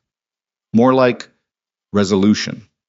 The particular exhaustion of a thing that has been unfinished finally reaching its end. It had been an error, not malicious, not criminal in any actionable sense. Too much time had passed. The statute of limitations was complex. Dr. Chen was clear-eyed about what could and could not be pursued legally. But it had been an error, a misread result, a delayed referral, a chain of small failures that had led to a loss that might have been prevented. The night he got back from Portland, Ethan sat at the kitchen table with the file Dr. Chen had compiled and thought about Claire. Not the version of Claire from the difficult years, the grief-adjacent version, but the earlier one. The woman who had done impressions of his board members in their Charlestown apartment. The one who laughed from her stomach and was wickedly funny and had decided, alone, to find an answer to an unanswerable thing before she handed it to him. He thought she would have found it. She was almost there. He put the file down. He thought about Ava. In the 6 weeks since Nora's visit, Ava had done exactly what she'd said she would do. She'd been there, steadily and without performance, in the particular way of someone who has decided not to demand anything and means it. She'd texted him, not every day. She understood the difference between being present and being wait. She'd checked in about Liam and asked practical questions and twice sent him things she'd found funny, which was its own kind of care because it meant she was still treating him like a person and not a tragedy. She had not come to the house. She had not pushed her way into the middle of it. She'd stayed at the edge, visible and available, letting him move toward her at his own pace. He had missed her badly enough that it sat in his chest like something physical. But he had also, and this took him longer to admit to himself, alone in the car from Portland, been afraid. Not of her, of the particular terror of having found something worth having again, while simultaneously being reminded, in the most visceral possible way, of exactly what it felt like to lose something worth having. The grief had come back full force. He'd managed it. He'd sat in it. But alongside the grief was the voice that said, "You built something again, and look what happened. You let something matter, and it was gone in a cab on a winter night with no warning and no preparation." He knew what that voice was. He knew it was not wisdom, just fear dressed up as wisdom, which was fear at its most dangerous. He'd spent a week arguing with it. He was done arguing. But was also, he realized on the drive from the airport, done being someone who processed everything alone and called it strength. He called Ava from the car. It was late, past 11, the city streaming past the windows. She answered on the third ring, her voice slightly thick with sleep. "Ethan? Are you okay?" "I'm in the car from the airport. I just got back from Portland." He paused. "I know it's late. I wanted to hear your voice." A beat. Then, softer. "How are you?" "Tired." He looked out the window. I think it's done. Or as done as it's going to be. I'll tell you everything. Not tonight, but soon." "Okay?" She was quiet for a moment. "How's Liam?" "He's with Margaret. He's fine. He's been asking about you." A pause. "I've been asking about you. Internally. To myself. For 6 weeks." She was quiet long enough that he thought maybe the line had dropped. Then, "Ethan, you need to sleep." "I know." "We can talk tomorrow." "I know." He paused. "I owe you an apology." "You really don't. I went quiet on you. I know that's not what I said I was going to do. I said I wasn't pulling away, and then You were working through something real," she said, firmly, but not unkindly. "I understood that. Still, Ethan." And there it was. That quality in her voice that he'd been missing for 6 weeks. The specific steadiness of it. The way she said his name like she meant exactly him. Not the CEO, not the grieving widower, not any of the versions he wore for the rest of the world. "Stop apologizing and go home and sleep." "Okay," he said, "and buy orange juice. Liam told me you were out again." He laughed. A short surprise sound, the same surprise quality as the first time she'd made him laugh in the conference room, back when everything was different. "He told you that?" "He texted me," she said, 3 days ago." "He texted you." "He found my number in your phone. I can explain why that's fine, or we can just acknowledge it and move on." "I'm going to choose the second thing," Ethan said. "Good choice." He leaned his head back against the seat. Outside, Boston moved past in its winter nighttime way. The bridges, the waterfront, the particular skyline that he'd looked at from every possible angle over 30 years of his life, and still hadn't stopped finding beautiful. "Ava," he said. "Yeah, I know what I want." He said it plainly, with the simplicity of a man who has spent 6 weeks walking through fire and has come out the other side with fewer complications than he went in with. In case that wasn't clear before, I want to be specific about it. She was quiet for a moment. "We'll talk tomorrow," she said. Her voice was different now. Not the efficient steadiness of earlier, something underneath it that was trying to stay calm and not entirely succeeding. "Tomorrow," he agreed. "Get home safe." He did. He walked into the house at 11:45, standing alone in the front hallway with the lights off. The harbor visible through the back windows, the house quiet in all its rooms. He stood there for a moment, feeling the weight of the past 6 weeks, and the weight of everything before that, and then he did something he hadn't done in a long time. He let it be enough that he was here. That the house was standing and his son was safe, and he was standing in it with his whole life still in front of him. He went upstairs, stood in Liam's doorway. The hall light was on. He stood there until the hollowed-out feeling passed and something warmer took its place. Then he went to bed. He slept for 10 hours. In the morning, he made pancakes, acceptable, per Liam's established assessment, and bought orange juice, and called Ava at 10 a.m. like he said he would. The conversation lasted 2 hours.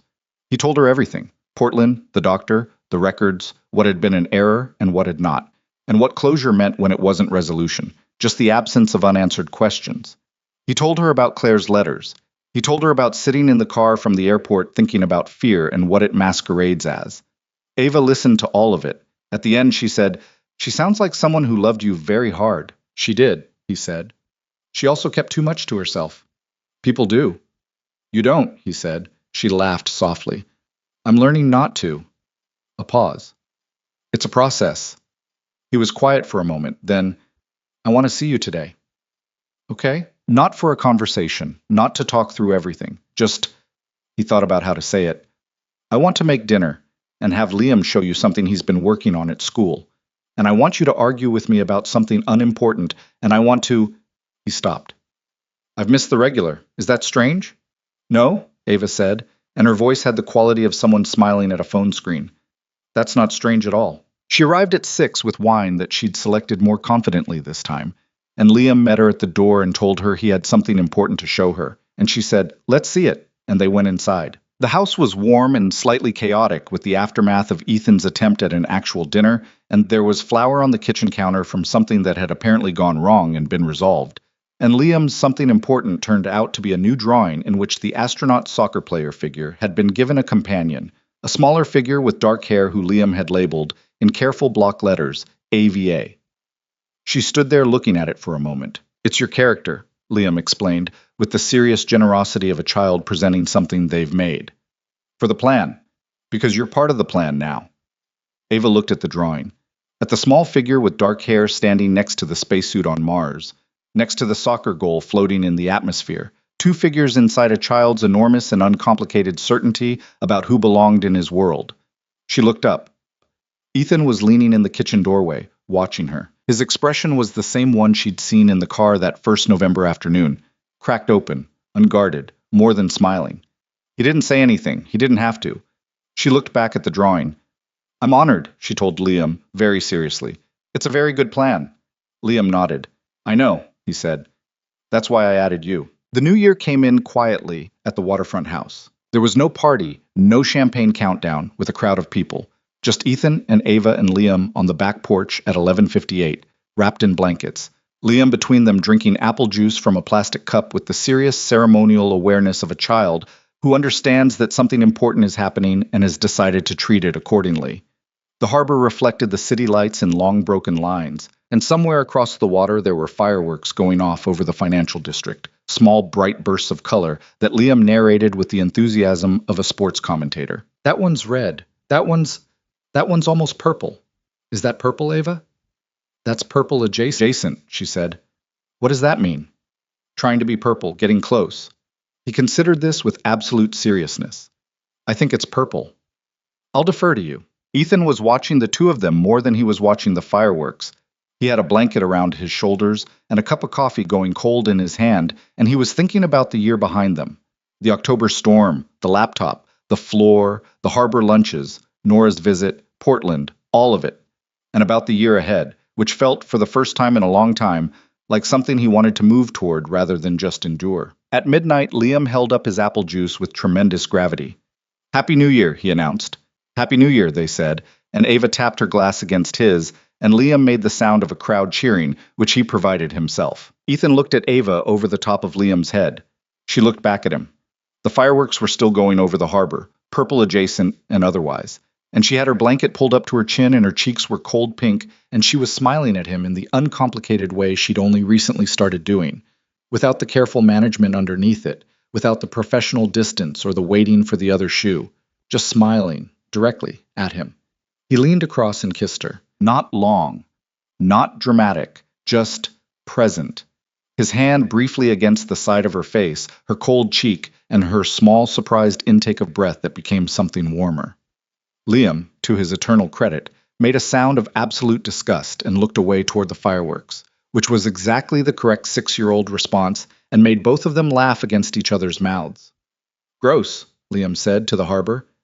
Yeah, Ethan agreed, probably. Liam shot him a look of profound betrayal at the lack of remorse, and Ava was laughing too hard to be diplomatic about it, and the three of them stood there on the back porch in the January cold while the city celebrated the turning of the year, and it was imperfect and cold and slightly absurd, and it was the best New Year Ethan had had in years. January moved fast the way January always does when you're not waiting for it to be over. Ava's team delivered a risk analysis in the third week that saved Sinclair Global from a significant exposure in the emerging markets sector, a potential loss that Marcus Chen, reviewing the numbers afterward, estimated in the range of $11 to $14 million. He walked into Ethan's office with the analysis in his hand and set it on the desk and said, with the careful neutrality that was his most expensive professional skill, "She's very good. I know, Ethan said. The board is going to start noticing. Good. Marcus looked at him for a moment. Then, you're happy. He said it like a diagnosis, not unkind, just precise. Ethan looked up from his desk. Is that a problem? It's just notable. Marcus picked up the analysis. It's been a while since you were notable for that. He headed for the door and then stopped, which was not his usual style. For what it's worth, I liked her from the beginning. The Morrison Klein presentation. I thought. He paused, apparently decided to just say it. I thought, this is someone who's been waiting for a door. She just needed someone to open it. Ethan thought about that after Marcus left. About doors and who opens them. About all the ways the story of the previous 3 months could have gone differently. If it had been any other Friday night, any other CEO, any other assistant who hadn't forgotten a laptop in the rain. He'd stopped thinking about the near misses. They got you nowhere. He thought instead about the harbor lunch and the bakery and the soccer field and the New Year's kiss and the drawing on Liam's corkboard with the small, dark-haired figure labeled AVA. And he thought, whatever it was that put her at that door in the rain, I'll take it. The complications came in February. Not catastrophically. Not all at once. More the way things get complicated when something private becomes incrementally less private. When the world around two people starts to notice and starts to have opinions, and the opinions find their way back to you through the specific grapevine that exists in every professional environment, no matter how much HR discourages it. The first was a piece in a Boston business publication. Small, a gossip column item, barely 4 sentences, noting that Ethan Sinclair had been seen at a family-friendly diner in Cambridge with a child and a young woman. The item was careful enough not to name her, which was something, but it existed. And people in the Sinclair Global building read it and did what people in professional environments always do with that kind of information. They quietly assembled it alongside everything else they'd been noticing and drew conclusions. Ava heard about it from a colleague on a Tuesday morning, delivered with the particular form of sympathy that is really just rubbernecking in professional clothing. She thanked the colleague for telling her and went back to her desk and sat there for a moment, feeling the specific exposure of being looked at in a way she hadn't chosen. She called Ethan at lunch. I saw it, he said before she finished explaining. Okay. She kept her voice flat. I want to know how you want to handle it. I've already talked to legal. There's nothing actionable. It doesn't name you. That's not what I'm asking. She paused. I'm asking whether you want to handle it by pulling back. Publicly. To make it cleaner. A silence. No, he said, with a flatness that matched hers. I don't want to pull back. Ethan, I'm not ashamed of this, he said. I'm not going to act like I am. A beat. Are you? She thought about it honestly. About Meridian Street and the 4 years of being invisible in that building, and the promotion that had come through work, and the independent reporting line, and all the things that were genuinely hers, not borrowed from proximity. She thought about Sophie's drawings, and Dana's voice cracking on the phone when she'd heard about the promotion, and the woman at the Roxbury bakery who still knew her order. No, she said. I'm not. Then we handle it by continuing to do our jobs well and being exactly what we are and letting the gossip run out of material. His voice softened slightly. You've worked for everything you have here. Everybody with access to the actual numbers knows that. The people who want to make it about something else, they'll make it about something else regardless of what we do. She exhaled slowly. I know. So, she agreed. A pause. I hate this part. I know. It'll pass. It didn't entirely pass, but it changed shape. The gossip column item was followed by nothing, because there was nothing to follow it. Ava's work continued to be the kind of work that was hard to argue with in numbers, and the numbers were the language that mattered in Sinclair Global's world.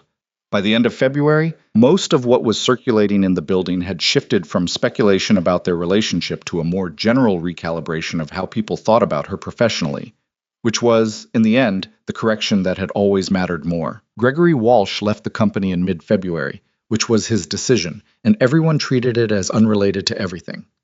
And it was not entirely unrelated to everything, but that was the thing that went unspoken by mutual agreement. The second complication was harder. It arrived in the form of a woman named Diana Hartwell, who had been part of Ethan's world in the months after Claire died, briefly, badly, in the way of two grieving people who had reached for each other in the dark, and found it didn't help. They'd ended things by mutual acknowledgement before they'd begun in any meaningful way. He hadn't thought about her in 18 months, She called him in late February, which was her right, and asked if they could have coffee, which was also her right. And he agreed because he had no reason not to, and because he was a person who tried to be decent even when things were complicated. He told Ava about it before it happened. She was sitting on the couch in her apartment. He'd been there, they'd been having dinner, and he'd told her after the dishes were done in the slightly clinical way you tell someone something you know is going to land badly and are trying to be honest about anyway. Ava looked at him for a long moment after he finished. Okay, she said. Okay? You're telling me beforehand. You're not hiding it. She picked up her tea. She's someone from before. You're allowed to have a coffee with someone from before. He looked at her. That's it? What else is there? She held his gaze. Are you telling me because you want my permission or because you want me to know? The second one, he said. Then you have it. I know. She shrugged, with the careful steadiness she deployed when she was managing something and was determined not to make it someone else's problem. Go have coffee. Be decent about it. Come home. He noticed the word. Home. The way she said it without flagging it, the way it just came out, embedded in the sentence like it had always been there. He didn't flag it either, but he held it. The coffee with Diana lasted 40 minutes. She looked good, more settled than she'd been in the difficult period after Claire, less lost. She'd moved to New York for a year and come back. She was seeing someone, she said. She'd mostly called because she felt she owed him an apology for some of the things she'd said in the ending of their brief, broken attempt. Harsh things, said from a place of her own pain that she'd since understood better. He told her there was nothing to apologize for. He meant it.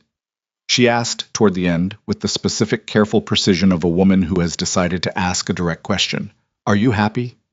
He thought about New Year's Eve on the porch, about Liam and the drawing, about Ava saying come home. Yes, he said. I think I actually am. Diana nodded once, looked at her coffee cup. Good, she said, and she meant it, and that was the end of it. I went home and told Ava, sitting in the kitchen of the waterfront house while Liam ate cereal at the table and provided his periodic commentary on the television visible from the living room, and Ava listened and nodded and asked no complicated questions, and that was also the end of it. It was a Wednesday in late February, almost 4 months since Nora's visit, almost 5 months since the night with the laptop, when the thing that had been building without announcement between Ethan and the word future finally arrived. I was in his office at 8:30 at night, which was not unusual. Ava had left at 7. Her team had a deadline, and she'd been pulling long days, and she'd stopped by his office to say goodnight, and he'd looked up from the contract on his desk and looked at her standing in his doorway and thought, I want this for the rest of my life. Not as a revelation, more as a recognition, the feeling of catching up to something your heart already knows. He'd been circling it for weeks, maybe longer. He'd been letting himself get close to it and then finding a reason to keep a small distance. The old reflex of a man who had learned that loving things completely was also signing up to lose them completely. But she was standing in his doorway with her coat on and her laptop bag over her shoulder, and she was tired in the specific way of someone who has been building something with their whole self. And she said, "Don't stay too late," in the voice she used when she meant it but wasn't going to push, and then she left. And he sat in his office for another 2 hours not reading the contract. I was thinking about Liam's drawing, about the small dark-haired figure labeled AVA standing on Mars next to the soccer goal, placed there with the total certainty of a child who makes these decisions without all the scaffolding adults build around them. He was thinking about what Liam had said, because you're part of the plan now. He was thinking about the plan. He called Derek Holt the next morning and asked him to find someone. Not a name he had, a jeweler, specifically, one who did custom work. Not the kind of place that sold the standard expensive symbols of wealth, but the kind of place where someone actually sat down with you and asked what you were trying to say. Derek, to his credit, only paused for about 2 seconds before he said, I know someone. I'll send you the address. The jeweler was a woman named Rosalie Park, who worked out of a small studio in the South End that had the atmosphere of a place built for serious decisions. She was 60, direct, and had zero interest in showing him the displays before she asked him several questions that were so personal he almost stood up and left, and then understood when he started answering them that they were exactly the right questions. What was she like? Not what did she look like, not what did she do, what was she like? He talked for 20 minutes. Rosalie listened and made 2 notes and then said, I know what you want. She sketched something on a pad. He looked at it. Not the typical thing, she said. Something that feels like her. Not ostentatious. Something that says, found rather than bought. He looked at the sketch for a long time. Yes, he said. Exactly that. 6 weeks, Rosalie said, and I'll need you to come back twice to look at the work in progress. These decisions shouldn't be made in one sitting. He came back twice.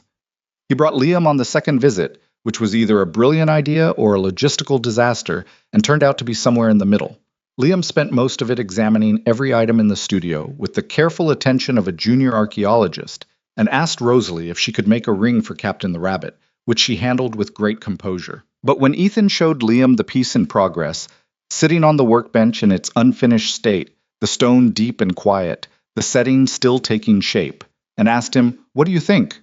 Liam looked at it for a long moment. "It looks like her," he said. That was enough. It wasn't a plan that Ethan executed with precision or perfect timing, because he was not, despite the professional image, a man who managed the things that mattered to him with precision. He tended to be impulsive when he actually cared about something, and overthought it afterward rather than before, which was the pattern of his entire emotional life and probably not going to change. He'd thought about scenarios. A proper dinner, maybe. Somewhere significant. A plan. He'd run through it in his head several times, and each time it felt like a set piece from someone else's life. Too staged, too performed, wrong for who they were. What happened instead was a Tuesday in late March. Ava was leaving the Sinclair Global building at 9:15 at night, which was not unusual for this time of the quarter. The lobby was mostly empty. The night security guard, a man named Luis, who had been there for 11 years and who Ava had taken the trouble to actually learn the name of, which he had apparently told 3 other people about, waved her out. She pushed through the glass door onto the street. Ethan was standing outside, not formally, not arranged. He was standing on the sidewalk in his jacket with his hands in his pockets, looking like a man who had left his own building 20 minutes ago and decided not to go home yet, which was essentially what had happened. Ava stopped. "What are you doing out here?" she asked. "Waiting for you." He said it simply, like it required no more explanation than that. She looked at him. He looked exhausted in the bone-deep way that had been accumulating for weeks. The end of a difficult quarter, the Portland trip still metabolizing, all the weight of a life that had a lot in it. But he was looking at her with the specific, direct quality she'd come to know, the one that meant he was about to say something he'd decided not to manage. "Walk with me," he said. They walked along the waterfront. The March night was cold, the harbor choppy and dark, the city quiet in the way it gets late on weeknights when most of the world has already decided it's done for the day. Their shoulders were close but not touching, the familiar rhythm of people who have been walking together long enough to match their pace without thinking about it. Ethan started talking, and it came out the way his most honest things did. Not in a prepared speech, not structured, just accumulating. He talked about the year, about October and the rain and standing at her door with a laptop, which now felt like standing at the door of a different life without knowing it. About the conference room and the lunch at Harborlight and Liam in the bakery with 8 marshmallows. About the fear. He called it what it was, directly, without dressing it up. The specific terror of wanting something again after understanding what loss felt like from the inside. About Portland and the retired doctor and the long night after, and what he'd understood about himself in the weeks that followed. He talked about Liam, about the drawing, about the place setting at Thanksgiving and the hand-holding on the sidewalk, and all the ways his son had been, in his uncomplicated 6-year-old certainty, faster and braver about this than his own father. "He already knows," Ethan said. "He doesn't have the vocabulary for it, but he knows. You've been part of our life since November, and he's built you into the architecture of it, the plan." He paused. "I have too." Ava was listening. The harbor moved beside them, cold and real. "I'm not good at doing this without a safety net," he continued. "I told you that. I've been building one, I think, checking that everything is solid before I say anything, which is very practical, and also, Ava, extremely stupid, because nothing about this is solid, nothing about anything is solid, and the past year has reminded me of that more than I needed reminding." She stopped walking. He stopped too, turned to face her. They were on a stretch of the waterfront path where the city lights reflected in long ripples on the harbor, and the wind was in her hair, and she was looking at him with an expression that was doing a lot of things at once. "I've been broken in specific ways," he said. "I know that. The grief and the guilt and the months I spent inside the company instead of inside my own life. I know what that's done to me, and I'm still working on it, and I'll probably be working on it for a while. I'm not offering you a finished person." He looked at her steadily. "But I'm offering you the actual person, the whole thing, whatever that's worth." She opened her mouth. "I'm not finished," he said. He put his hand in his jacket pocket, brought out a small dark blue box. Rosalie had packed it without ceremony, in a box that looked like it meant business. I wasn't planning to do this on a sidewalk at 9:30 at night after you've been working for 12 hours. I had more of a plan than this. But I've been standing out here for 20 minutes, and you walked through that door, and I couldn't wait anymore. He opened the box. She looked at it. The ring was exactly what Rosalie had made it. Not the typical thing, not the obvious symbol. A deep blue-green stone, the color of the harbor in afternoon light, set simply, in a way that looked found rather than bought. Like it had always existed and was only now being given to the right person. Ava stared at it. "I'm not asking you to stop being who you are," Ethan said. "I'm not asking you to fit into a life that was built without you. I'm asking you to help build something new, different from what either of us has had before." He paused. "I'm asking you to be ours, mine and Liam's."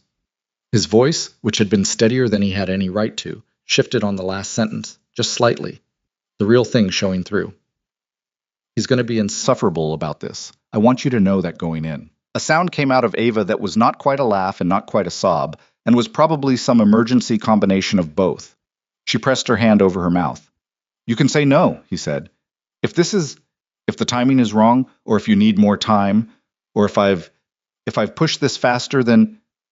"Ethan." Her voice was unsteady, and she took it back, steadied it. "Would you stop giving me an exit every time you do something brave?" He looked at her. She was crying. She hadn't decided to, and she wasn't doing it dramatically. Just the specific kind of crying that happens when something you've been braced against finally stops coming and you feel the removal of the pressure all at once. "I grew up waiting for things to fall apart," she said. Her voice was rough at the edges. "I told you that. I spent 30 years expecting the floor to go out, and I kept waiting for this." She gestured, slightly helplessly, between them.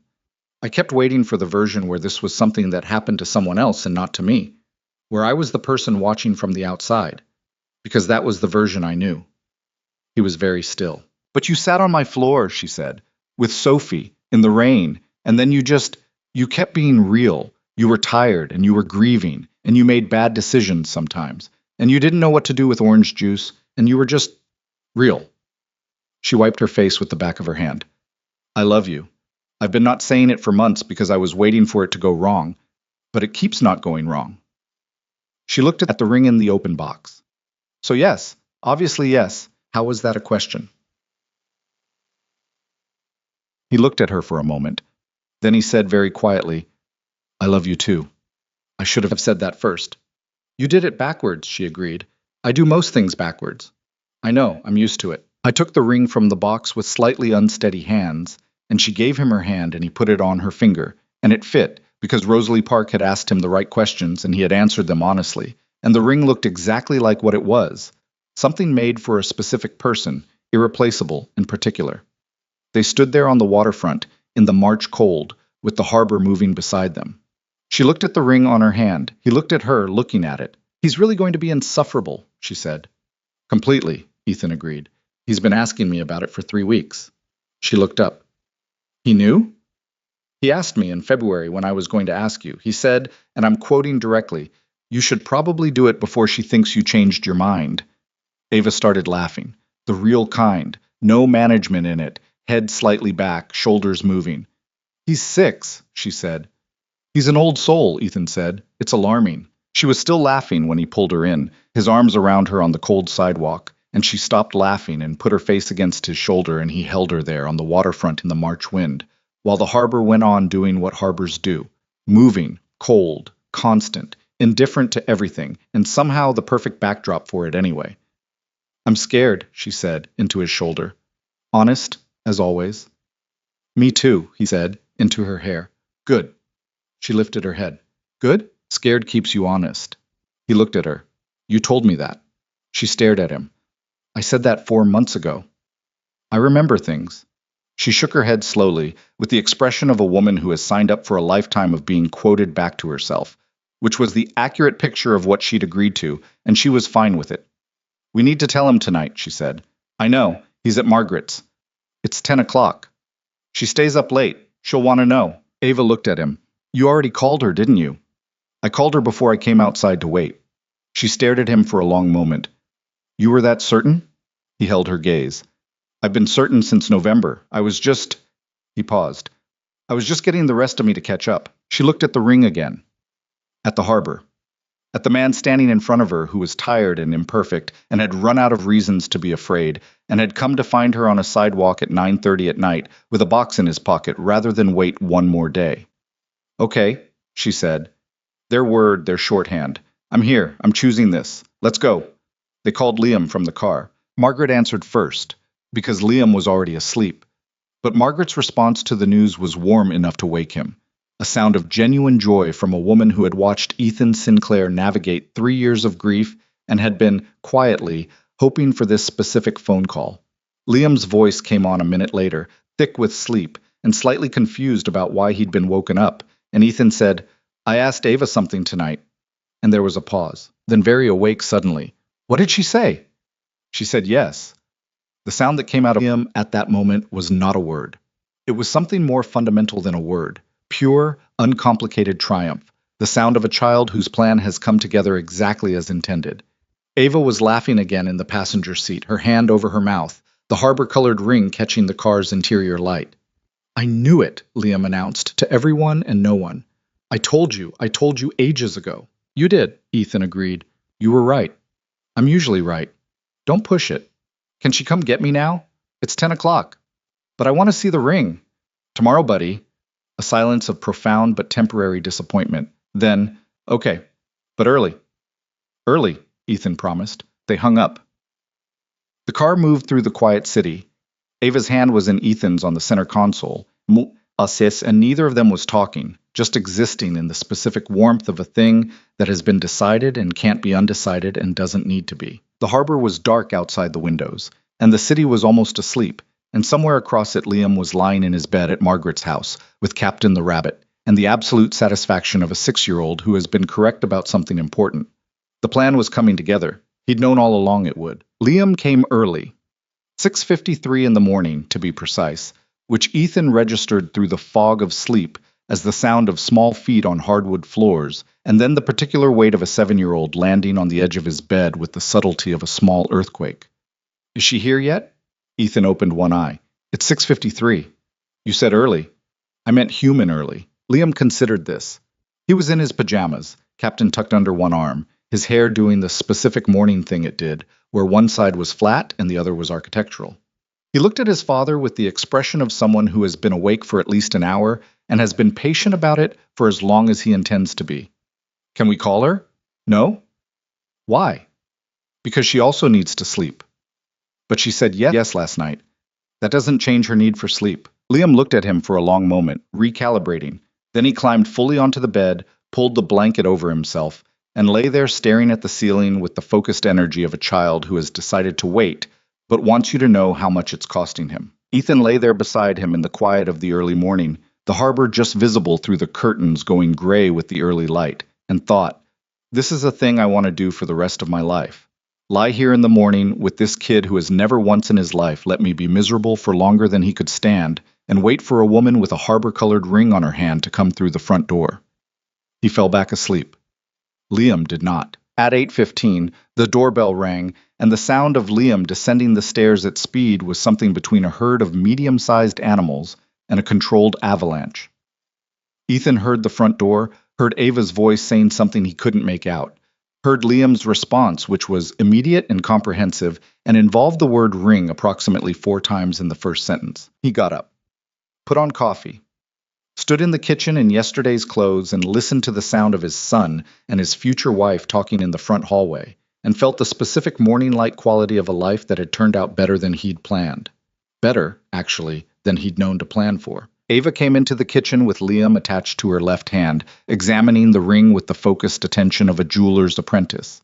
She looked at Ethan. Her hair was still slightly damp from her shower, and she was in jeans and a sweater. And she had the ring on her finger, and she was here at 8:15 in the morning, and she looked entirely real and entirely herself. He's been awake for 2 hours, Ethan said. I know. He told me. She sat down at the kitchen table, Liam beside her still holding her hand up to the window light. He also told me you said he couldn't call me. For the record, he could have called me. It was 6:53. I was already up. She looked at him over the top of Liam's head. I couldn't sleep either. He looked at her. She looked back at him.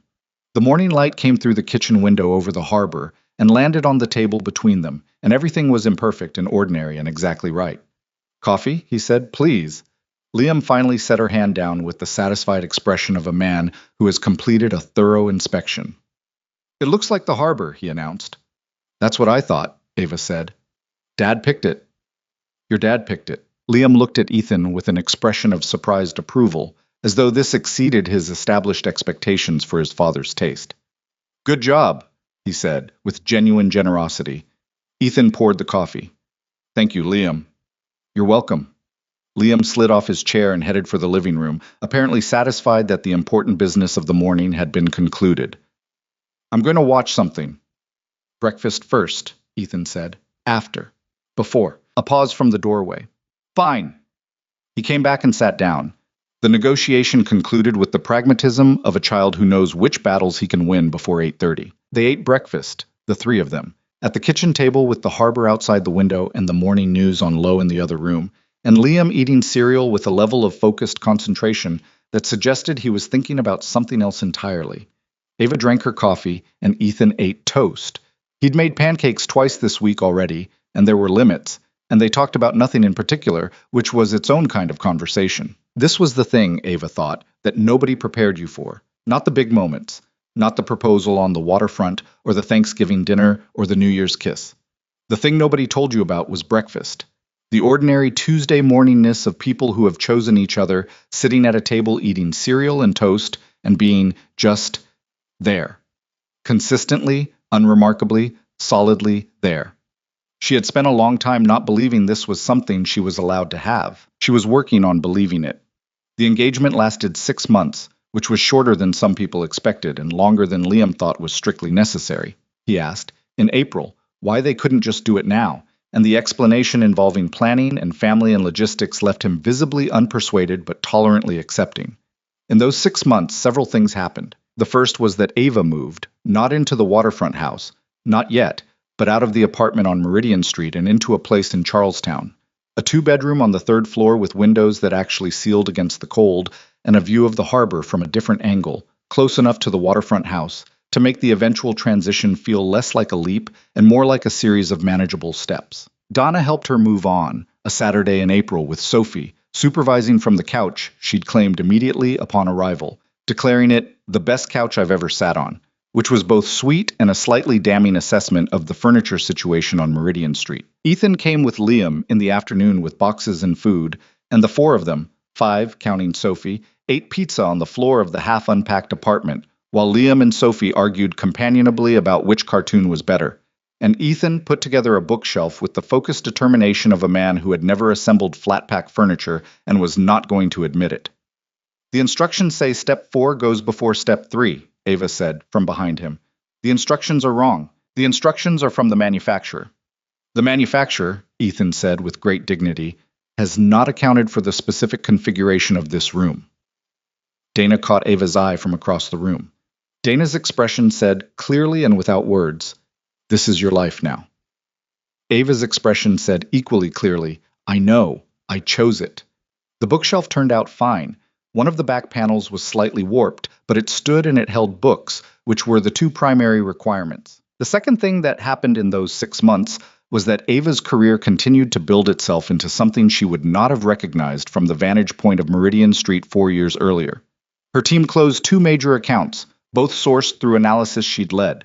In May, the board of Sinclair Global formally acknowledged her division as a key driver of the company's best quarterly performance in 3 years, which was noted in the shareholder letter in language that was corporate and dry, and which nonetheless made Marcus Chen smile in a way he would have denied if asked. Patricia Reeves from Morrison Klein called again. This time, instead of a consulting request, she offered Ava a board advisory position with her own firm, a part-time independent role that sat completely outside Sinclair Global's structure, and would be, as Patricia put it with the directness of a woman who respected directness, yours. Nothing to do with anyone else, just yours. Ava said she needed to think about it. She thought about it for 1 day and then called Patricia back and said yes. She told Ethan that she'd been slightly nervous about it. Not about his reaction, she knew his reaction, but about the particular vulnerability of saying out loud, I'm building something that isn't connected to you. of asserting to the man she was going to marry that she needed a part of her life that was fully her own. She didn't need to be nervous. He looked at her across the kitchen table with an expression that was straightforward pride, no complications in it. Good, he said. You're not Ava. He looked at her steadily. The thing I love about you is not that you need me, it's that you chose me. There's a difference. He paused. Take the position. Build the thing. Be someone who doesn't need Ethan Sinclair's name to open a door. She stared at him for a moment. You're better at this than you think you are, she said. I have good instincts and terrible execution. The instincts are getting better. She reached across the table and covered his hand with hers. The execution is also getting better, she said. The third thing that happened was harder to categorize.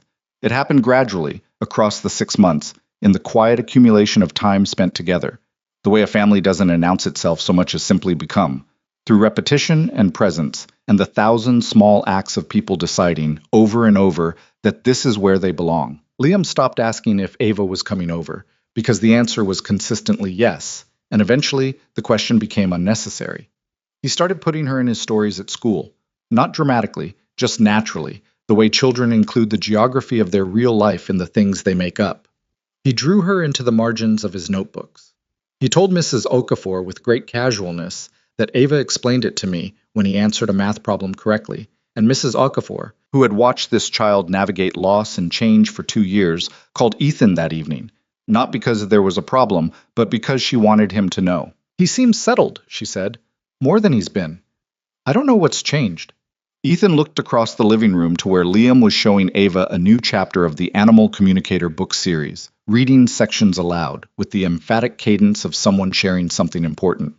Ava was listening with her whole attention, asking questions at the right moments, her harbor-colored ring catching the lamplight. I know what changed, Ethan said. Nora Whitfield came to Boston in May. She stayed for a weekend, and Ethan had been slightly uncertain about how to handle it. The intersection of Claire's family and the life he was building after Claire was a thing, with no roadmap, no precedent anyone had handed him. But Ava had said, when he'd mentioned Nora's visit, invite her to dinner, here. Don't make it a thing by treating it like a thing. Which was, as was often the case, exactly right. Nora arrived on a Saturday evening with wine and the specific careful expression of a woman who didn't know quite what she was walking into. She found Liam in the living room immediately. He had her sister's eyes, and Nora sat down on the floor beside him and looked at his drawings for 20 minutes before dinner, and she cried quietly while doing it, which Liam handled with the gentle pragmatism of a child who had grown up understanding that adults sometimes cried, and it wasn't always something you needed to fix. At dinner, Ava was Ava. She asked Nora questions about herself, not about Claire, and she listened the way she listened to everyone, with the kind of attention that makes people feel like what they're saying has been actually received. She talked about her own work, her team, the Morrison Klein account in the beginning. She argued with Ethan about something, which made Nora laugh in surprise, and she was unapologetically entirely herself. After dinner, when Liam was in bed and Ethan was cleaning up, Nora found Ava on the back porch with a glass of wine, looking at the harbor. Nora stood beside her for a moment. She would have liked you, she said. Not as a comparison, not as a consolation, just as a truth. Ava turned to look at her. She had a way of finding people who were real, Nora said. She couldn't stand pretense. She would have recognized you. Ava didn't say anything for a moment. She looked at the harbor, the same harbor she'd come to know from every angle over the past months, in every light and weather. I think about that sometimes, she said finally. She paused. Whether I'm in a space that was hers. You're not, Nora said simply. The space is different now. It's yours. She looked at the house behind them, the light coming through the kitchen window, Ethan's shadow moving behind the glass. She would have wanted this for him. I know that like I know anything. Ava nodded slowly. They stood there for a while in the comfortable quiet of two women who had arrived at the same place from very different directions, bound by a man they both loved in their separate and non-competing ways. And the harbor went on being the harbor, indifferent and constant. The wedding was in September. It was small. This was a decision they'd made in March and held to firmly against the ambient pressure of Ethan's professional world, which had opinions about what an event involving Ethan Sinclair should look like, opinions that were delivered through intermediaries and sometimes through Derek Holt, who had developed a facial expression specifically for delivering the suggestions of people who had not been asked. Tell them, Ethan said each time, that it's a private family ceremony and that's final. Derek would nod, make the face, and go tell them. The ceremony was at a small property on the coast an hour south of Boston, a friend's place, cedar shingled and weathered, a lawn that ran down to a low cliff above the water. September on the Massachusetts coast is the specific beautiful that the rest of the year is only building toward. Clear, cold-edged, the light going amber in the afternoon, the ocean so blue it looked deliberate. 40 people. Family and the specific small category of people who are so genuinely close they've earned the distinction.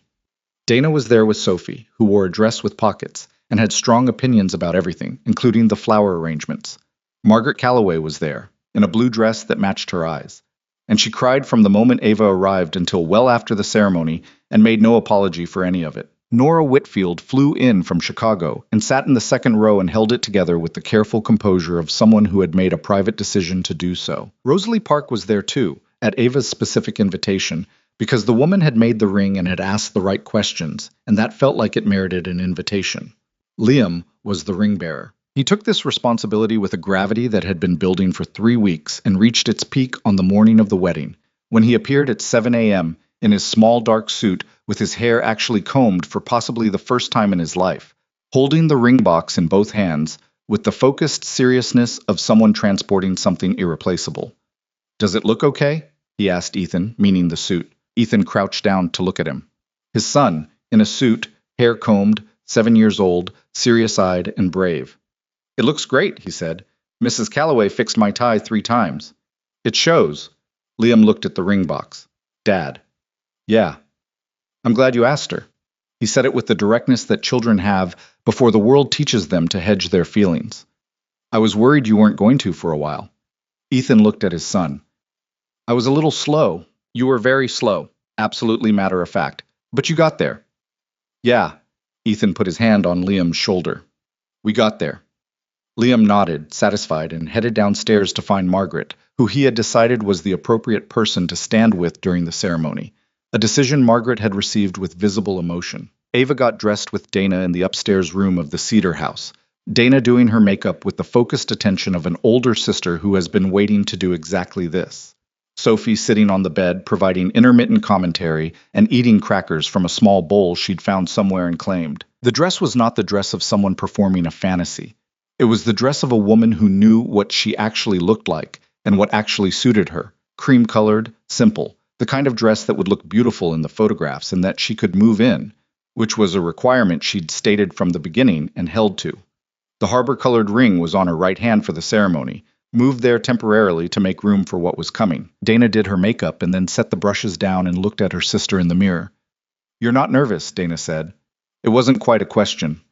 "I'm nervous," Ava said. "You don't look nervous."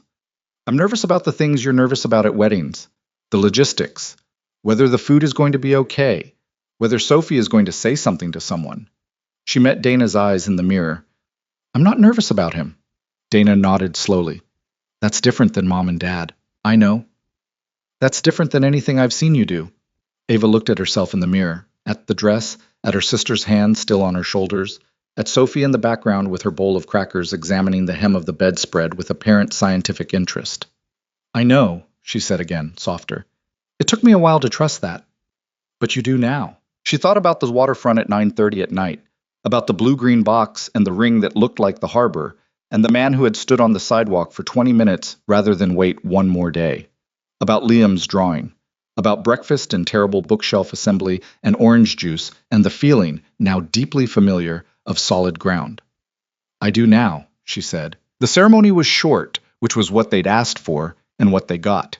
The officiant, a friend of Ethan's from before all of it, knew them both well enough to say true things rather than generic things, and he said them plainly, without theater. When Ethan saw her walking down the short aisle between the chairs on the lawn, he did not do the thing people say you're supposed to do.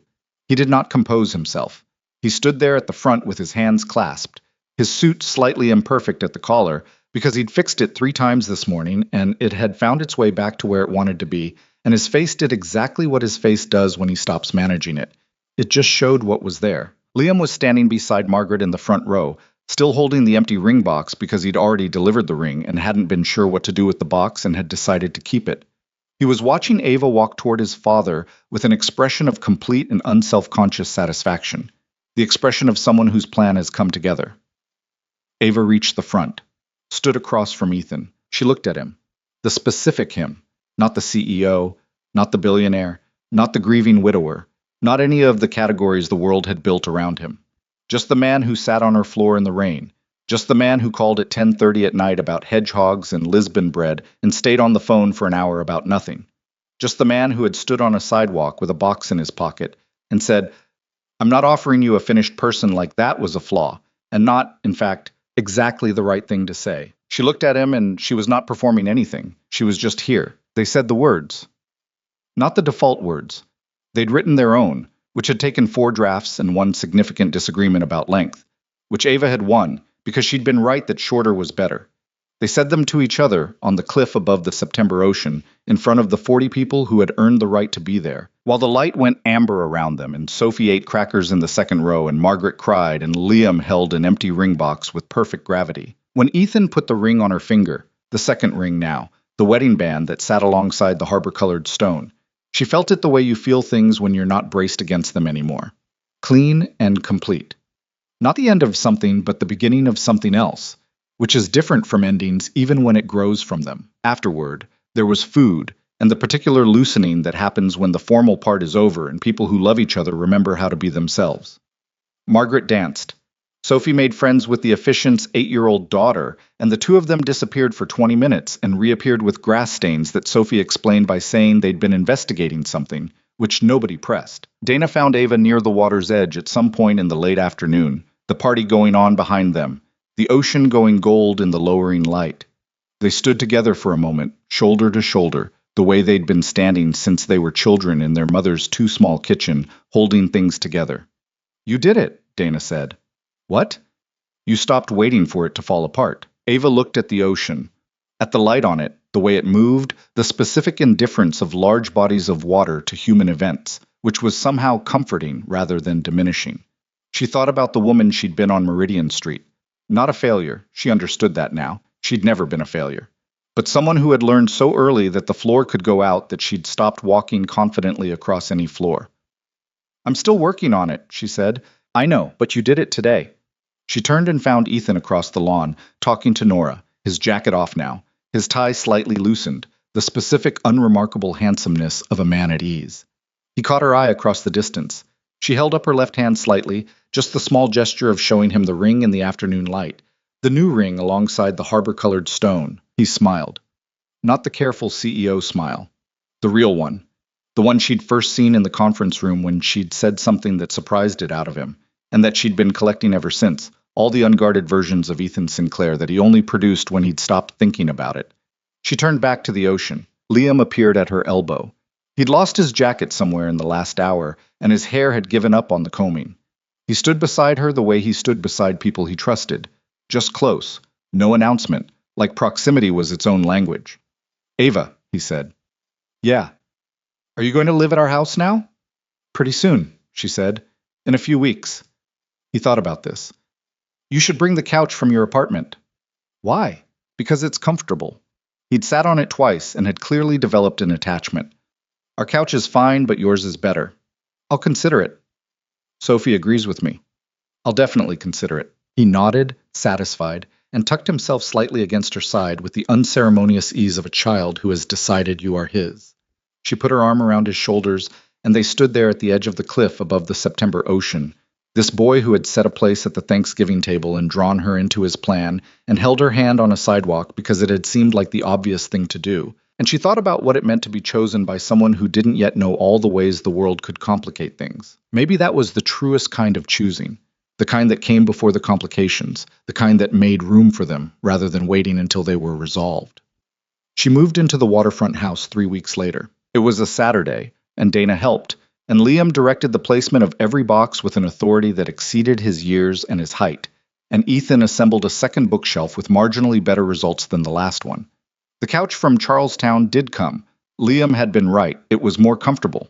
And it went into the small sitting room off the kitchen that became, over the following months, the room where people actually sat, where Liam did his homework and Ava worked on her laptop and Ethan read, and all three of them watched things on Friday nights with the kind of low-stakes happiness that doesn't photograph well and is the actual substance of a life. The mansion, as Liam had once called it to a friend with involuntary pride, stopped feeling like a mansion. It stopped feeling like a house that had been built for a different life and was being maintained out of obligation. It became the place where the shoes piled up at the front door, and the kitchen always had too many dishes in the drying rack, and Liam's drawings accumulated on every available surface, and the couch from Charlestown sat in the sitting room with a throw blanket that Ava had brought from Meridian Street, soft and slightly worn, a thing she'd owned for years. There were hard days.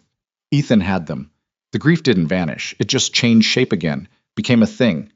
He carried more easily and brought out less often, and on the days when it got heavy, he said, "So now instead of disappearing into the office, which was a change that had cost him something to make, and that Ava never took for granted, she had her own hard days. The waiting for the floor feeling didn't go away completely, it just came less frequently, and she'd gotten better at naming it when it arrived instead of building walls around it and calling that strength." Liam had them too. He had a phase in the winter where he asked about Claire more, directly and without warning, at dinner, in the car, once at the grocery store in front of a display of the brand of crackers Claire had apparently always bought. He asked Ava things, not just Ethan.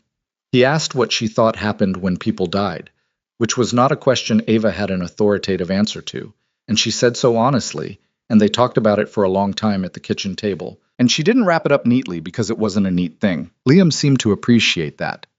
"Mrs. Okafor says people live on in what they left behind," he said. "I think that's true," Ava said. "She left behind me," he said, with the particular directness of a child stating something factual. "She really did." Ava looked at him. "And Liam, you are a remarkable thing to have left behind." He looked at her for a moment, processing this. Then, "She also left behind those crackers." "Those two." "I don't really like them." "You don't have to." He nodded, and that was the end of that conversation, and he went back to his homework, and Ava sat there at the kitchen table thinking about what it means to love a child who is not yours and is entirely yours, and how that particular thing had no name she'd been given growing up and had taken her by complete surprise. In the spring, Ethan did something that he handled quietly and without announcement. He met with his attorneys and with the appropriate legal and financial people and made formal changes to his estate documentation, his company succession plans, and several other instruments that the attorneys described in language that was technical and that meant, in plain terms, Ava and Liam. Centered, protected, named. Not as addendums or considerations, but as the architecture of whatever came next, regardless of what that was. He told Ava about it on a Tuesday evening, not as a grand gesture. He was specifically trying not to frame it as a grand gesture, because it was just accuracy. It was just the paperwork catching up to the reality, but because she deserved to know. She was quiet for a moment after he explained it. "You didn't have to do that," she said. "I know. I mean, you didn't have to do it for me to, Ava." He looked at her. "I know you didn't marry me for this. I know that. This isn't about that." He paused.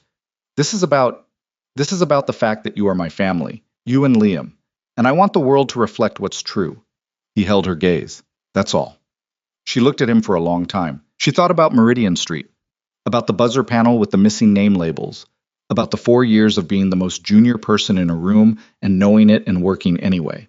About the woman she'd been who had looked at men like Ethan Sinclair from across the city and understood, in the simple way of someone who knows what world she lives in, that they were not the same kind of people, and that was just how it was. She thought about how wrong that version of the story had been, not because the differences weren't real. They were real. They had shaped both of them in ways that didn't simply dissolve. Ethan still occasionally didn't know what things cost, not from arrogance, but from genuine unfamiliarity. Ava still occasionally waited for things to go wrong, not from pessimism, but from an honest history. These were real things. They negotiated them, sometimes easily and sometimes not. But the version of the story where those differences were a wall, that version was wrong. The wall had always been, at least in part, a decision, and they had made a different one. She reached across and put her hand on his face, the way she did sometimes when words were insufficient or unnecessary, and he put his hand over hers, and they stayed like that for a moment in the kitchen of the waterfront house, while the harbor went dark outside the window, and Liam's music played faintly from upstairs. "Okay," she said, their word, still, after all of it.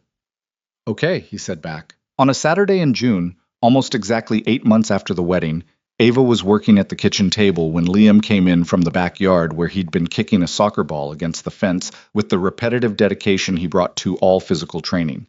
He was sweaty and slightly grass-stained and had that particular outdoor morning look of a child who has been entirely himself for 2 hours without adult supervision. He got a glass of water, stood at the counter drinking it, looked at Ava. "Can I ask you something?" "Always," she said without looking up from her laptop. "What do I call you?" She looked up then. He was looking at her with the seriousness he reserved for things that actually mattered, the seriousness that lived underneath the drawings and the apple juice negotiations and the strong opinions about cartoon characters. She held his gaze. "What do you want to call me?" He thought about it. "I don't know. That's why I asked." "You can call me Ava, if that's what feels right." "I know, but—" He turned the glass in his hands. "Tyler in my class, his parents got divorced and his dad remarried and he calls his stepmom Mom now. He said it just happened one day." "How does Tyler feel about that?" "He said it's good." Liam thought about this. "He said it's kind of just the word that fits." Ava put her laptop aside. She looked at this boy who had set a place at the Thanksgiving table and put her in his plan and held her hand on a sidewalk before she knew to hold his back, who had woken up at 6:53 on the morning after his father proposed because he needed to see the ring, who asked the hard questions at kitchen tables and had his mother's eyes in his father's face, and who was, in every way that she had come to understand the word, hers. "I think," she said carefully, "that you can use whatever word fits when it fits. There's no rule, no right answer." She paused. "But I want you to know, whatever you call me, you're mine. You've been mine since that bakery, honestly, since the marshmallows." He looked at her for a moment. "8 marshmallows," he said. "8 marshmallows," she confirmed. He nodded slowly, put his glass in the sink, started back toward the door. Then, just at the threshold, casual as anything, without breaking stride. "Okay, Mom." He was back outside before she could respond. She sat at the kitchen table in the morning light and didn't try to stop it, the feeling that came up through her without permission, the specific warmth of a thing you didn't know you needed until someone walked through a door and gave it to you. She was still sitting there when Ethan came downstairs. He took one look at her face and stopped. "What happened?" "Nothing," she said. Her voice was slightly rough. "Everything's fine." He looked at her for a moment, this woman who had come to his door in a rainstorm. Technically, he'd come to her door, but in some essential version of the story she had also come to his, and sat across from him in a harbor restaurant and told him that functioning was its own kind of brave, and held his son's hand on a sidewalk, and argued with him about bookshelf assembly, and made him buy orange juice and stood on a porch at midnight, looking at fireworks while his son narrated the colors. This woman who had never needed him and had chosen him anyway, which was the better thing, the thing that mattered. "Liam?" he said. She nodded once. He crossed the kitchen and sat down beside her and didn't ask anything else. Outside, through the window, Liam was kicking the soccer ball against the fence again, the regular thump of it rhythmic and continuous, the sound of a child at ease in the life around him. The harbor was blue in the morning light. The couch from Charlestown was in the sitting room. The bookshelf with the slightly warped panel held its books without complaint. This was the thing that nobody told you about when you were young and had decided that happiness was something that happened to other people. They didn't tell you that it wasn't a single moment. They didn't tell you it was a Saturday morning and coffee going cold and a kid in the yard and the person beside you not saying anything because they didn't need to. They didn't tell you it was built from ordinary days stacked one on top of another, each one imperfect, each one chosen. That was what it was. That was all it was. That was everything.